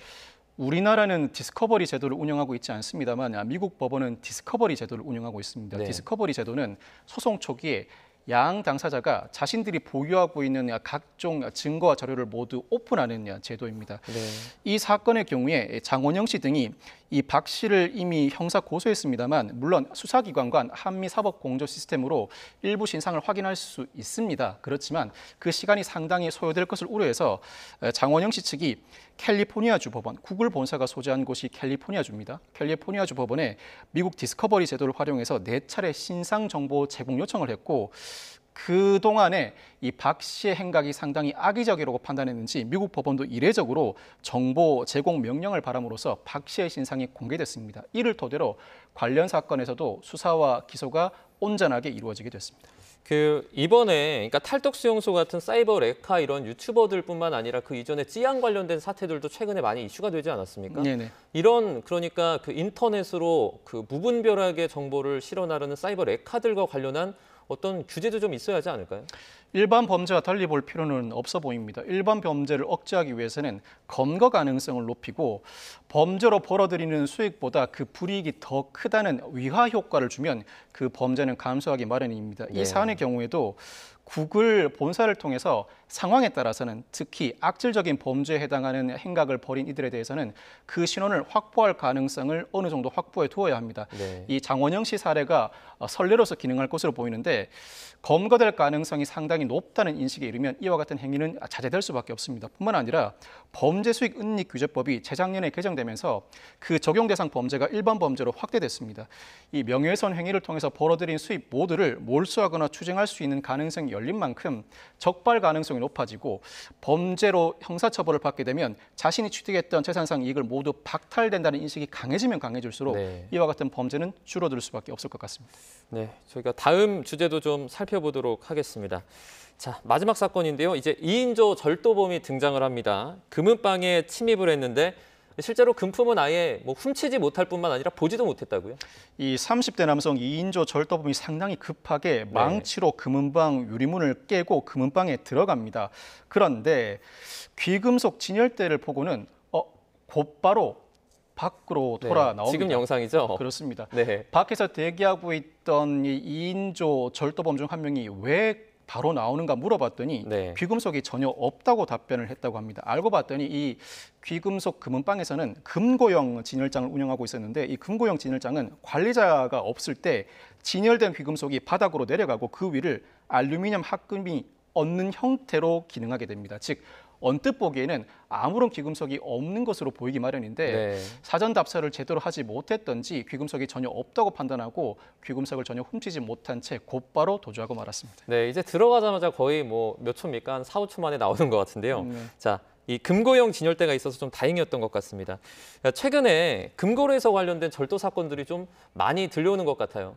각종 자산의 가치가 높아지기 때문입니다. 부동산, 현금, 그리고 달러, 각종 주식뿐만 아니라 금값도 상당히 고공행진을 함으로써 금은방 절도 사건들이 빈번해지는데 그 유형도 이와 같이 문을 부수고 들어가서 귀금속을 훔치는 유형뿐만 아니라 귀금속을 사는 것처럼 행세하면서도 사실은 슬쩍 그 귀금속을 훔쳐나가는 여타 여러 범죄 유형들이 병렬적으로 발생하고 있습니다. 네. 자, 경찰은 지금 특수절대 미수 혐의로 구속영장을 신청하기로 한 상황입니다. 자, 금품을 훔치지 않은 절도범들, 표현이 좀 이상하긴 한데 어떤 처벌을 좀 받게 될까요? 미수범이라고 하더라도 중한 처벌을 피하기 어려울 것으로 보입니다. 금융기관이 보유하는 현금이나 귀금속은 특별재산으로 취급됩니다. 뿐만 아니라 이 사건은 단순 절도가 아니라 침입 절도 유형입니다. 양형기준상 기본 구조상으로도 상당히 중한 처벌이 예상되고 여기에 흉기를 휴대했고 2인 이상이 합동한 절도인 만큼 미수에 그쳤다고 하더라도 적어도 징역 1년 6월 이상의 실형이 선고될 가능성이 상당히 높아 수사 단계에서도 구속 가능성이 높다고 점쳐집니다. 네, 이제 어설픈 절도범들, 그러니까 만약에 훔쳤으면 더 높은 형량을 받는 건 맞죠? 당연합니다. 2년 이상 그 금품을 몰수 추징당하지 않는 이상 3년 이상의 징역도 예상해 볼 수 있는 사안이라고 할 수 있습니다. 알겠습니다. 일단 벌은 좀 받으시고 차라리 이걸 조금 더 착하게 살 수 있는 그런 기회로 삼으시길 바라겠습니다. 오늘 여기까지 듣도록 하겠습니다. 휴가의 음주운전부터 각종 사건, 사고까지 자세하게 알아봤습니다. 박성배 변호사와 함께했습니다. 고맙습니다. 감사합니다.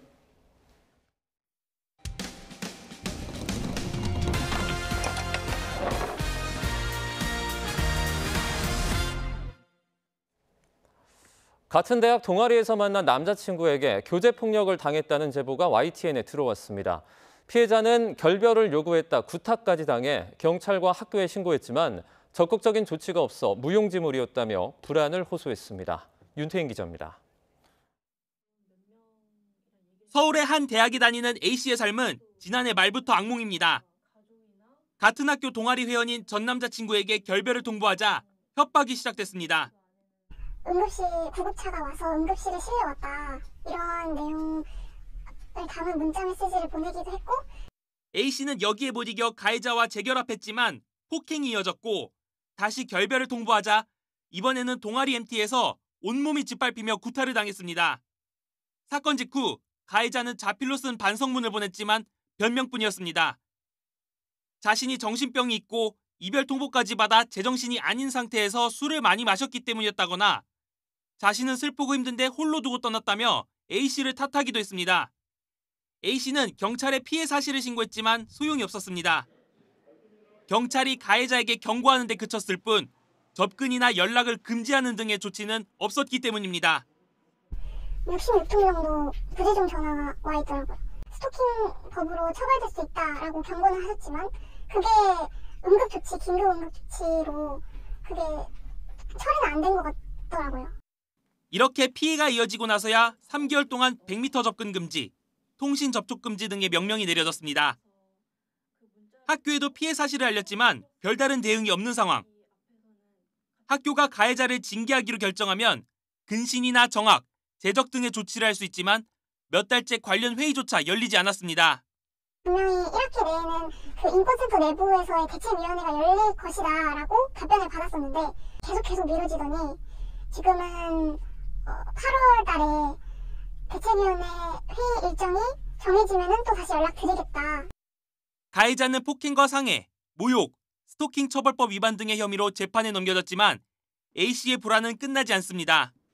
제가 뭘 그렇게 잘못했는지도 솔직히 진짜 모르겠고 제가 도움을 요청을 해봤자 가해자가 계속 저를 괴롭히면은 다 무용지물인 거니까 거기서 조금 무기력한 느낌이 들어요. 이런 가운데 가해자에게 내려진 3개월 접근 금지 조치도 오늘로 끝이 납니다. YTN 윤태인입니다. 마약 총책에게 충성을 맹세하는 영상을 찍어 보내고 마약 밀수를 하거나 마약 판매, 투약 등의 혐의를 받는 일당이 무더기로 검거됐습니다. 경기 수원 중부경찰서는 오늘 해외에서 마약을 몰래 들여와 판매하고 투약한 혐의 등을 받는 일당 86명을 검거하고 이 가운데 34명을 구속했다고 밝혔습니다. 마약 밀수에 가담한 피의자들은 자신의 신분증을 들고 마약을 들고 도망치지 않겠다는 등 충성을 맹세하는 영상을 촬영해 총책에게 전송한 뒤에야 마약 밀수를 할 수 있었던 것으로 조사됐습니다. 20대 남성이 미성년자인 여자친구를 심리적으로 지배하기 위한 규칙을 강요하고 폭력을 행사한 혐의로 재판에 넘겨진 가운데 경찰이 성폭력 혐의에 대한 추가 수사에 나섰습니다. 서울 강서경찰서는 청소년 성보호법상 준강간 불법 촬영 혐의로 20대 남성 A씨를 수사하고 있다고 밝혔습니다. 앞서 A씨는 지난 5월에서 6월 재수생인 여자친구 B양에게 대학교 가지 않기 등 일상을 통제하는 내용의 각서를 받고 지키지 않으면 폭력을 행사해 다치게 한 혐의로 재판에 넘겨졌습니다. 당시 A씨에게 폭행을 당한 B양은 간 파열 등 중상을 입고 응급실로 옮겨졌으며 이 과정에서 성범죄와 불법 촬영 피해도 본 것으로 조사됐습니다. 서울 잠실야구장에서 경기를 관람하고 나오던 여성을 납치하려 한 남성을 경찰이 쫓고 있습니다. 서울 송파경찰서는 지난 10일 밤 9시 반쯤 서울 잠실야구장 주차장에서 한 남성이 강제로 끌고 가려고 했다는 여성의 신고를 받고 용의자 추적에 나섰습니다.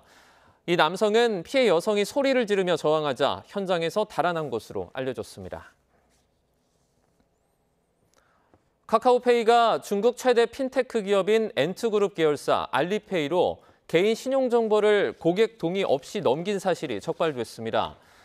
금융감독원은 카카오페이가 애플 앱스토어에 결제 서비스를 제공하기 위해서 개인 신용정보를 알리페이에 넘겼다고 밝혔습니다. 애플이 결제업체에 요구하는 고객 데이터를 재가공해야 하는데 이 업무를 알리페이에 맡기면서 개인 신용정보가 넘어갔습니다. 이에 대해서 카카오페이는 불법적으로 정보를 제공했다는 것은 사실이 아니라고 반박했습니다.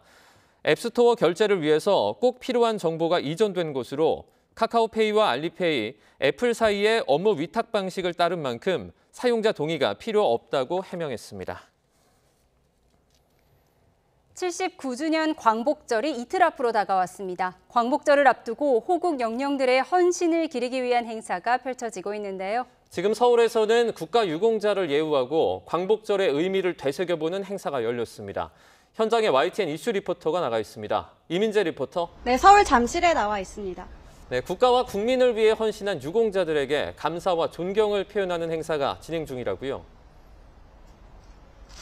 네, 그렇습니다. 지금 제가 나와 있는 이곳에서는 뜻깊은 행사가 한창 열리고 있는데요. 바로 호국 영웅들의 헌신을 기리는 택시 퍼레이드가 한창 열리고 있습니다. 지금 제 뒤로 보시는 것처럼 이렇게 택시에 태극기를 부착하고 잠실 일대를 돌아다니는 행사가 한창 열리고 있습니다.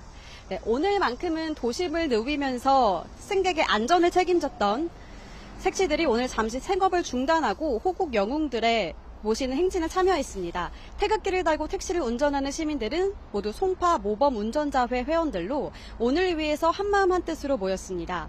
택시 행진은 태극기 부착 택시가 광복회 회원 자택을 방문하는 것부터 시작되는데요. 광복회 회원 30명이 모두 탑승한 뒤에는 올림픽공원과 석촌호수, 잠실역 등 서울 잠실 지역 곳곳을 누빕니다. 태극기를 부착한 택시들의 멋진 행렬을 보니까 마치 광복절 전야제가 벌써 시작된 느낌이 드는데요. 이 광경을 보고 있는 시민들도 가던 길을 멈추고 태극기 부착 택시를 보며 광복절의 의미를 되새기는 모습도 볼 수 있습니다. 서울 송파구는 국가와 국민들을 위해서 헌신한 국가보훈 대상자들의 자긍심을 높이기 위해서 이번 행사를 기획했습니다. 이외에도 잠시 뒤 오늘 오후 3시부터는 79주년 광복절을 기념해서 송파구민 1,815명이 참여하는 대규모 합창이 펼쳐질 예정인데요. 그날의 기쁨의 함성을 다시 한번 재현하는 감동적인 공연을 만나볼 수 있습니다. 우리가 누리는 자유의 의미를 되새기면서 뜻깊은 하루 보내시기 바랍니다. 지금까지 서울 잠실에서 YTN 이민재입니다. 민족의 영산이자 1호 국립공원인 지리산 천왕봉 절벽에서 독립을 염원하는 내용의 바위글이 발견됐습니다. 꼭 100년 전 일제치하를 벗어나 독립을 이루고자 하던 당시 의병들의 의지가 담긴 중요한 사료로 평가됩니다. 백종규 기자입니다. 해발 1915m, 지리산의 주봉이자 정상인 천왕봉 바로 밑 절벽입니다. 작업자들이 비계를 설치한 뒤 스캔 작업을 하고 탁본도 진행합니다. 이후 폭 4.2m, 높이 1.9m 바위에서 392자의 글자가 서서히 세상 밖으로 드러납니다. 바위 글씨를 번역해봤더니 일제의 지배를 물리치고자 하는 의병들의 염원이 담겨 있었습니다. 특히 하늘의 왕이라는 지리산 천왕봉의 위엄을 빌어 일제 오랑캐를 물리쳐 밝고 빛나는 세상이 오기를 갈망하며 나라를 빼앗긴 울분을 표현하는 내용이 담겼습니다. 이 글은 1924년 새겨진 것으로 1900년대 초 활동했던 명필가인 묵군자, 구절산인이라 불리던 묵희 선생의 작품으로 확인됐습니다. 묵희 선생은 독립운동가였던 구기현 선생과 일제강점기 독립운동을 하다가 3년 동안 옥고를 치른 인물로 상해 임시정부의 연락책으로도 활동한 것으로 알려졌습니다. 묵희 선생은 바위글에 일제가 강점한 암울한 시대는 반드시 끝나고 새로운 세상이 올 것이라는 희망을 한 글자 한 글자에 눌러 담았습니다. 국립공원은 자연자원뿐만 아니라 우리나라의 역사와 문화가 살아 숨쉬는 곳입니다. 앞으로도 국립공원 내 문화유산을 적극 발굴하고 보호함으로써 국민과 함께 향유할 수 있도록 노력하겠습니다. 이 바위글은 국립공원에서 발견된 석각 190여 개 가운데 가장 높은 지대에서 발견됐고 글자 수도 가장 많은 것으로 확인됐는데 국립공원공단은 추가 조사를 통해 역사적 가치를 증명해 나갈 계획입니다. YTN 백종규입니다. 이란의 이스라엘에 대한 보복 공격이 초읽기에 들어간 것으로 보여 중동 지역에 커다란 전운이 감돌고 있습니다. 미국은 영국과 프랑스 등 유럽 4개국 정상들과 함께 이란의 공격 자제를 촉구하면서 중동 지역 핵 잠수함 급파를 공개하는 등 전쟁을 막기 위한 압박에 들어갔습니다. 김지영 기자입니다. 수도 테헤란에서 하마스 정치 지도자 이스마일 하니예가 암살되자 보복을 공언해온 이란. 미국 폭스뉴스는 지역 소식통을 인용해 이란과 추종 세력들이 24시간 안에 이스라엘 공격에 나설 수 있다고 보도했습니다. 백악관 역시 이번 주 내 공격 가능성을 확인하고 우려를 나타냈습니다. We do share the assessment made by our Israeli counterparts that that something could happen as soon as this week by Iran and its proxies. 전운이 감돌면서 서방은 미국을 중심으로 긴박하게 움직이고 있습니다. 바이든 미국 대통령은 영국과 프랑스, 독일, 이탈리아 등 4개국 정상과 통화하고 이란의 이스라엘 공격 자제를 촉구했습니다. 미국은 또 하마스의 불참 통보에도 오는 15일로 예정된 휴전 협상 재개를 기대한다는 입장을 재확인했습니다. 이와 함께 중동 지역의 핵 잠수함을 급파하고 항공모함 타격 전단을 추가 배치했습니다. 미군이 잠수함 배치 계획을 공개하는 건 이례적인 일로 이란을 겨냥해 경고의 메시지를 보낸 것으로 해석됩니다. 하지만 이란 대통령은 국제법상 침략에 대응할 권리가 있다며 보복 방침을 분명히 했고 이스라엘은 공격에 대비해 군 경계 태세를 최고로 끌어올렸습니다. חיזבאללה מתכנן לפעול, אנחנו לא מחכים מנגד. תוקפים כל הזמן ומסירים איומים ברגע שאנחנו מגלים אותם. אנחנו במוכנות שיא למשימה הזו. 이런 가운데 가자 지구 학교 공습을 둘러싸고 거센 비판에 직면한 이스라엘은 무장대원 사망을 추가 확인했다고 다시 해명했습니다. 그러면서 민간인 사상자는 하마스의 전투 방식 탓에 피할 수 없다고 주장했습니다. 그러나 안토니오 구테우스 유엔 사무총장은 가자에서 인명살상이 이어지는 것을 규탄하며 휴전 협상과 인질 석방을 요구했습니다. YTN 김지영입니다. 러시아 본토 기습 일주일째, 우크라이나군은 서울시 면적의 1.6배가 넘는 1000제곱킬로미터를 장악했다고 주장했습니다. 푸틴 러시아 대통령은 공습 이후 벌써 세 번째 회의를 주재하며 적들이 합당한 대가를 치르게 하겠다고 별렀습니다. 홍주혜 기자입니다.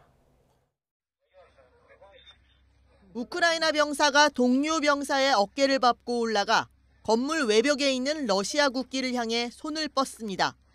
러시아 국기는 이내 땅으로 내동댕이 쳐집니다.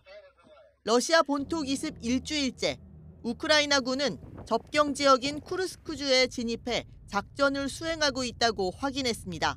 더 나아가 서울시 면적의 1.65배에 해당하는 1000제곱킬로미터를 장악했다고 주장했습니다. Дякую, Станіславович. Дякуйте, будь ласка, від всіх нас, нашим військовим, за стійкість і сміливість. дякуємо. 러시아도 우크라이나군이 영토 안 12km까지 진격했다며 28개 마을이 적의 통제에 놓였다고 인정했습니다.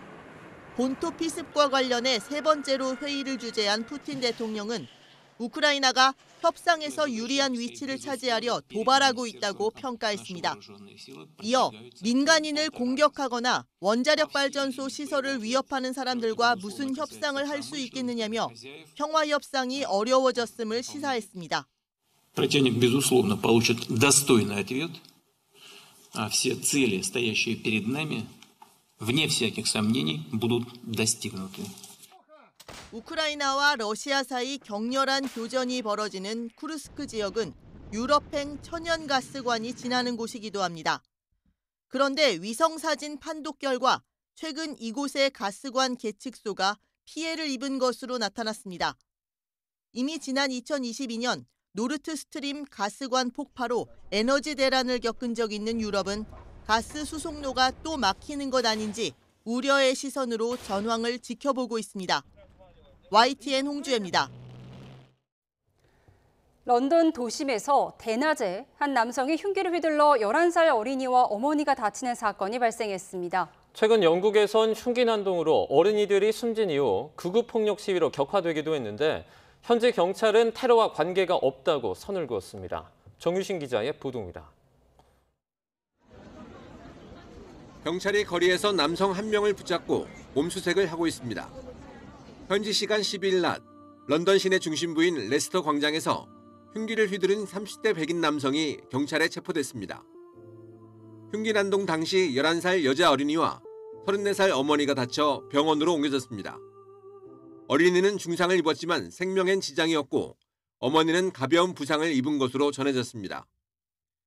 BBC 등 현지 언론들은 범행 당시 인근 상점에서 일하는 이슬람계 경비원이 용의자의 흉기를 빼앗아 더 큰 피해를 막았다고 전했습니다.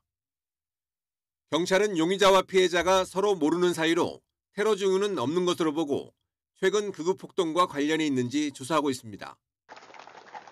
영국에선 지난달 29일 사우스포트 흉기 난동으로 10대 소녀 3명이 숨진 사건 이후 폭력 사태로 고도의 경계태세를 유지하고 있습니다. 당시 용의자가 이슬람 망명 신청자란 허위 정보가 돌면서 유색인종을 상대로 한 극우 폭력 시위로 번졌습니다.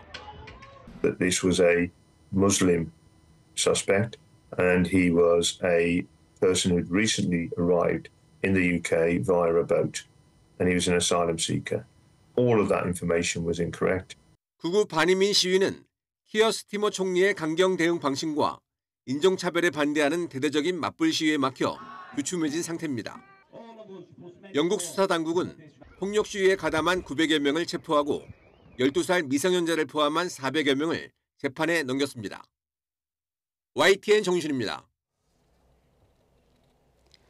미국 캘리포니아주 로스앤젤레스 인근 지역에서 규모 4.4의 지진이 발생했습니다. 보시는 것처럼 강한 지진으로 주민들이 긴급 대피한 모습이 보이는데요. LA 전 지역에서 지진이 강하게 느껴졌고 주민들은 유리잔과 접시가 흔들렸다고 말했습니다. 소방당국은 지진 직후 인명피해나 건물 파손 등이 있는지 확인했지만 별다른 피해는 발생하지 않았습니다. 멕시코 중부에 있는 포포카테페틀 화산입니다. 보시는 것처럼 화산이 맹렬히 분화하고 있는데요. 마치 영화의 한 장면 같죠? 멕시코 중부에 있는 포포카테페틀 화산이 다시 분화 활동을 시작했습니다. 멕시코 재난관리청은 화산활동 감시 시스템에 분화가 100여 차례 기록됐으며 지난 일요일 밤엔 규모 1.4의 화산 지진이 발생했다고 밝혔습니다. 그러면서 화산 파편이 떨어질 위험성이 있다며 부근에 접근하지 말라고 권고했습니다. 훗날 인류가 화성에서 살 수 있는 날이 올까요? 미국 연구팀이 화성 지하에 액체 상태의 물이 다량 있다는 단서를 찾았다고 밝혔습니다. 미 캘리포니아대 공동연구팀은 현지 시간 12일 미국 항공우주국 나사의 화성 착륙선 인사이트의 지진파 분석을 통해 화성 지하 11.5에서 20km에 위치한 지각에 대량의 물이 있다고 발표했는데요.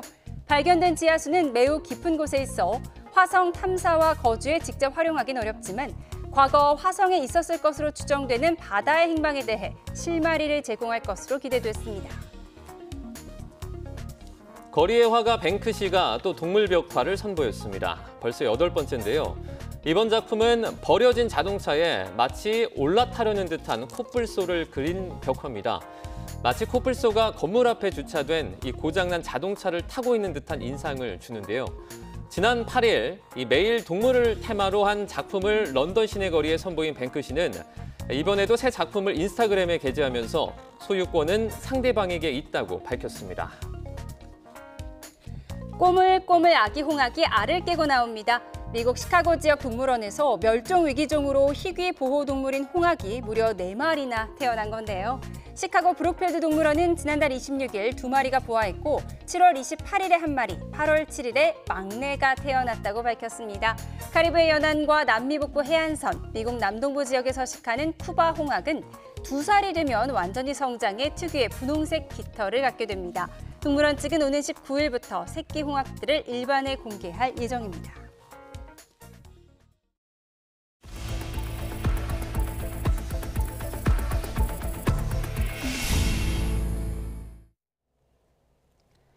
YTN은 전체 인구의 0.5%에 해당하는 발달장애인이 수사와 재판 과정에서 겪는 어려움을 연속 보도합니다. 첫 번째 순서로 의사소통에 문제가 없어 보인다는 이유로 발달장애인이 법적 권리를 보장받지 못하는 현실을 조명합니다. 김다영 기자입니다. 강도살인 사건으로 옥살이를 한 청년 3명이 17년 만에 누명을 벗은 삼례 나라 슈퍼 사건. 지적장애가 있거나 미성숙했던 청년들이 수사기관의 강요로 허위 자백을 했던 사실이 드러나 공분을 샀습니다. 지적장애와 자폐성 장애를 포괄하는 발달장애인은 억울하게 범죄에 연루돼도 자신의 주장을 제대로 피력하지 못하는 경우가 많습니다. 그래서 원활한 의사소통과 심리적 안정을 위해 가족 등 신뢰관계인이 형사사법 절차에 동석할 수 있다는 법 규정이 있지만 여전히 지켜지지 않는 경우가 적지 않습니다. 지적장애를 가진 홍모 씨는 지난 2월 일행과 시비 붙은 남성을 함께 폭행한 혐의 등으로 재판에 넘겨졌지만 수사 당시 신뢰관계인과 관련한 어떠한 안내도 받지 못했습니다. 발달장애가 있느냐는 경찰 질문에 아니라고 대답했기 때문인데 정작 홍 씨는 발달장애라는 단어를 알지 못할 정도의 중증 장애인이었습니다. 현행법은 장애인의 요청이 있거나 의사소통 능력이 좋지 않을 때 신뢰관계인을 동석할 수 있다고 규정하고 있습니다. 그런데 법제도에 익숙하지 않은 발달장애인이 먼저 조력을 요청하기란 현실적으로 어려울 뿐만 아니라 의사소통 능력에 대한 기준도 주관적일 수밖에 없습니다. 홍 씨의 경우 경찰에 제출한 복지카드에 지적장애라고도 명기됐던 만큼 경찰이 더 적극적으로 법적 권리를 보장했어야 한다는 지적입니다. 형식적인 교육이 아니라 실제 장애인과 비장애인을 어떻게 식별할지에 대해서 좀 세밀한 교육이 이루어져야만 이런 피해가 발생하지 않지 않을까라는 생각이 듭니다. 국가인권위원회도 의사소통이 가능하다는 이유로 발달장애인에게 형사사법 절차상의 편의를 제공하지 않은 것은 차별이라고 판단했지만 장애에 대한 이해 부족과 무관심으로 현실은 크게 달라지지 않았습니다. YTN 김다현입니다. 중대한 사기 범죄를 저지를 경우 최대 무기징역에 처할 수 있도록 양형 기준을 높이는 방안이 추진됩니다. 대법원 양형위원회는 어제 회의를 열고 사기 범죄 양형 기준 수정안을 심의했습니다. 수정안은 조직적 사기 범죄의 경우 이득액이 300억 원 이상이면 최대 무기징역까지 선고하도록 하는 내용이 담겼습니다. 또 이득액이 300억 원 이상인 일반 사기 범죄의 경우에도 최대 형량을 징역 13년에서 징역 17년까지 권고할 수 있도록 했습니다. 경북 영천시의 한 양돈 농장에서 아프리카 돼지열병이 발생했습니다. 아프리카 돼지열병 중앙사고수습본부는 확산 방지를 위해 농장 출입을 통제한 뒤 역학조사를 진행하고 있습니다. 중수본은 긴급행동 지침에 따라 사용 중이던 돼지는 살처분하고 경북 지역을 중심으로 오늘 밤 11시까지 일시 이동 중지 명령을 내렸습니다. 경기 안성시에서는 올해 첫 럼피스킨 확진 사례가 나와 방역당국이 조치에 들어갔습니다. 농림축산식품부는 어제 소 80여 마리를 기르던 농장에서 일부 소의 피부 결절 등 럼피스킨 의심 증상이 나타나 정밀 검사한 결과 감염이 확인됐다고 밝혔습니다. 농식품부는 경기 안성시와 화성, 평택, 용인, 이천, 오산 등 인접 10개 시군에 대해서 럼피스킨 위기 경보를 심각 단계로 상향했습니다. 말복을 하루 앞두고 35도 안팎의 찜통더위가 기승을 부리고 있습니다. 무더위 속 서쪽 지역을 중심으로는 기습적인 소나기 소식이 있다는데요. 자세한 날씨 기상캐스터 연결해서 알아보겠습니다. 김민지 캐스터. 네, 홍제 폭포에 나와 있습니다. 네, 오늘도 날이 참 더운데 좀 그곳은 폭포에서 쏟아지는 물줄기 덕분인지 시원해 보입니다. 네, 그렇습니다. 지금 보시는 것처럼 제 뒤로는 시원한 물줄기가 뿜어져 나오고 있습니다. 여름철에는 물과 함께라면 체감더위가 조금 덜한 것 같습니다. 현재 서울 기온은 35도를 넘어섰지만 이렇게 간간히 바람까지 부니 체감더위가 덜한 것 같습니다. 네, 그런데 오늘 서쪽 지역을 중심으로 기습적인 소나기 소식도 있다고요? 네, 그렇습니다. 대기 불안정으로 인해서 오늘 곳곳에서 소나기 구름이 만들어지겠습니다. 소나기 특성상 좁은 지역에 강하게 집중될 수 있어서요. 외출하실 때는 우산을 꼭 챙겨 나와주시고 오늘 곳에 따라서 시간당 20에서 30mm의 강한 소나기가 쏟아질 수가 있겠습니다. 물이 갑자기 불어날 수 있는 강이나 하천으로의 접근은 자제해 주신 편이 좋겠습니다. 예상되는 소나기의 양은 제주도에 5에서 20mm, 중부와 호남에 5에서 40mm가 되겠습니다. 소나기는 오늘 밤이면 대부분 그치겠지만 또 경기 남부와 충청 북부는 내일 새벽까지 이어지는 곳도 있겠습니다. 연일 이어지는 소나기에 오히려 습도가 잔뜩 높아져서 찜통더위는 계속되고 있습니다. 현재 경기도 파주 탄현 체감온도가 사람 체온이 넘는 37.3도까지 치솟아 무척 덥고요. 양산과 보령도 35.1도로 한낮 무더위가 이어지고 있습니다. 앞으로 며칠 더 강하게 내리쬐면서 기온은 더 오르겠습니다. 현재 전국 대부분 지역에 폭염경보가 내려진 가운데 청주 36도, 대구 34도까지 치솟겠고요. 습도가 높아 체감더위는 이보다 더 심하겠습니다. 오늘 낮 동안 자외선도 무척 강하겠습니다. 전국적으로 자외선 지수가 높음에서 매우 높은 단계를 보이겠고요. 강원도와 제주도를 제외한 전국의 오존 농도도 짙게 나타나겠습니다. 외출 시 자외선 차단은 물론 호흡기 건강도 신경 써주시기 바랍니다. 광복절을 지나 8월 중순 이후까지 찜통 더위와 열대야는 계속되겠습니다. 이에 따라 23일째 열대야가 나타나고 있는 서울은 오늘 밤 사이 다시 열대야 연속 일수 2위를 경신할 가능성도 있겠습니다. 내일까지 동해안은 너울성 파도가 높게 일겠습니다. 여름철을 맞아서 피서돈 하시는 분들 참 많으실 것 같은데요. 너울은 1.5m 안팎으로 일어도 사고가 발생할 수 있으니까요.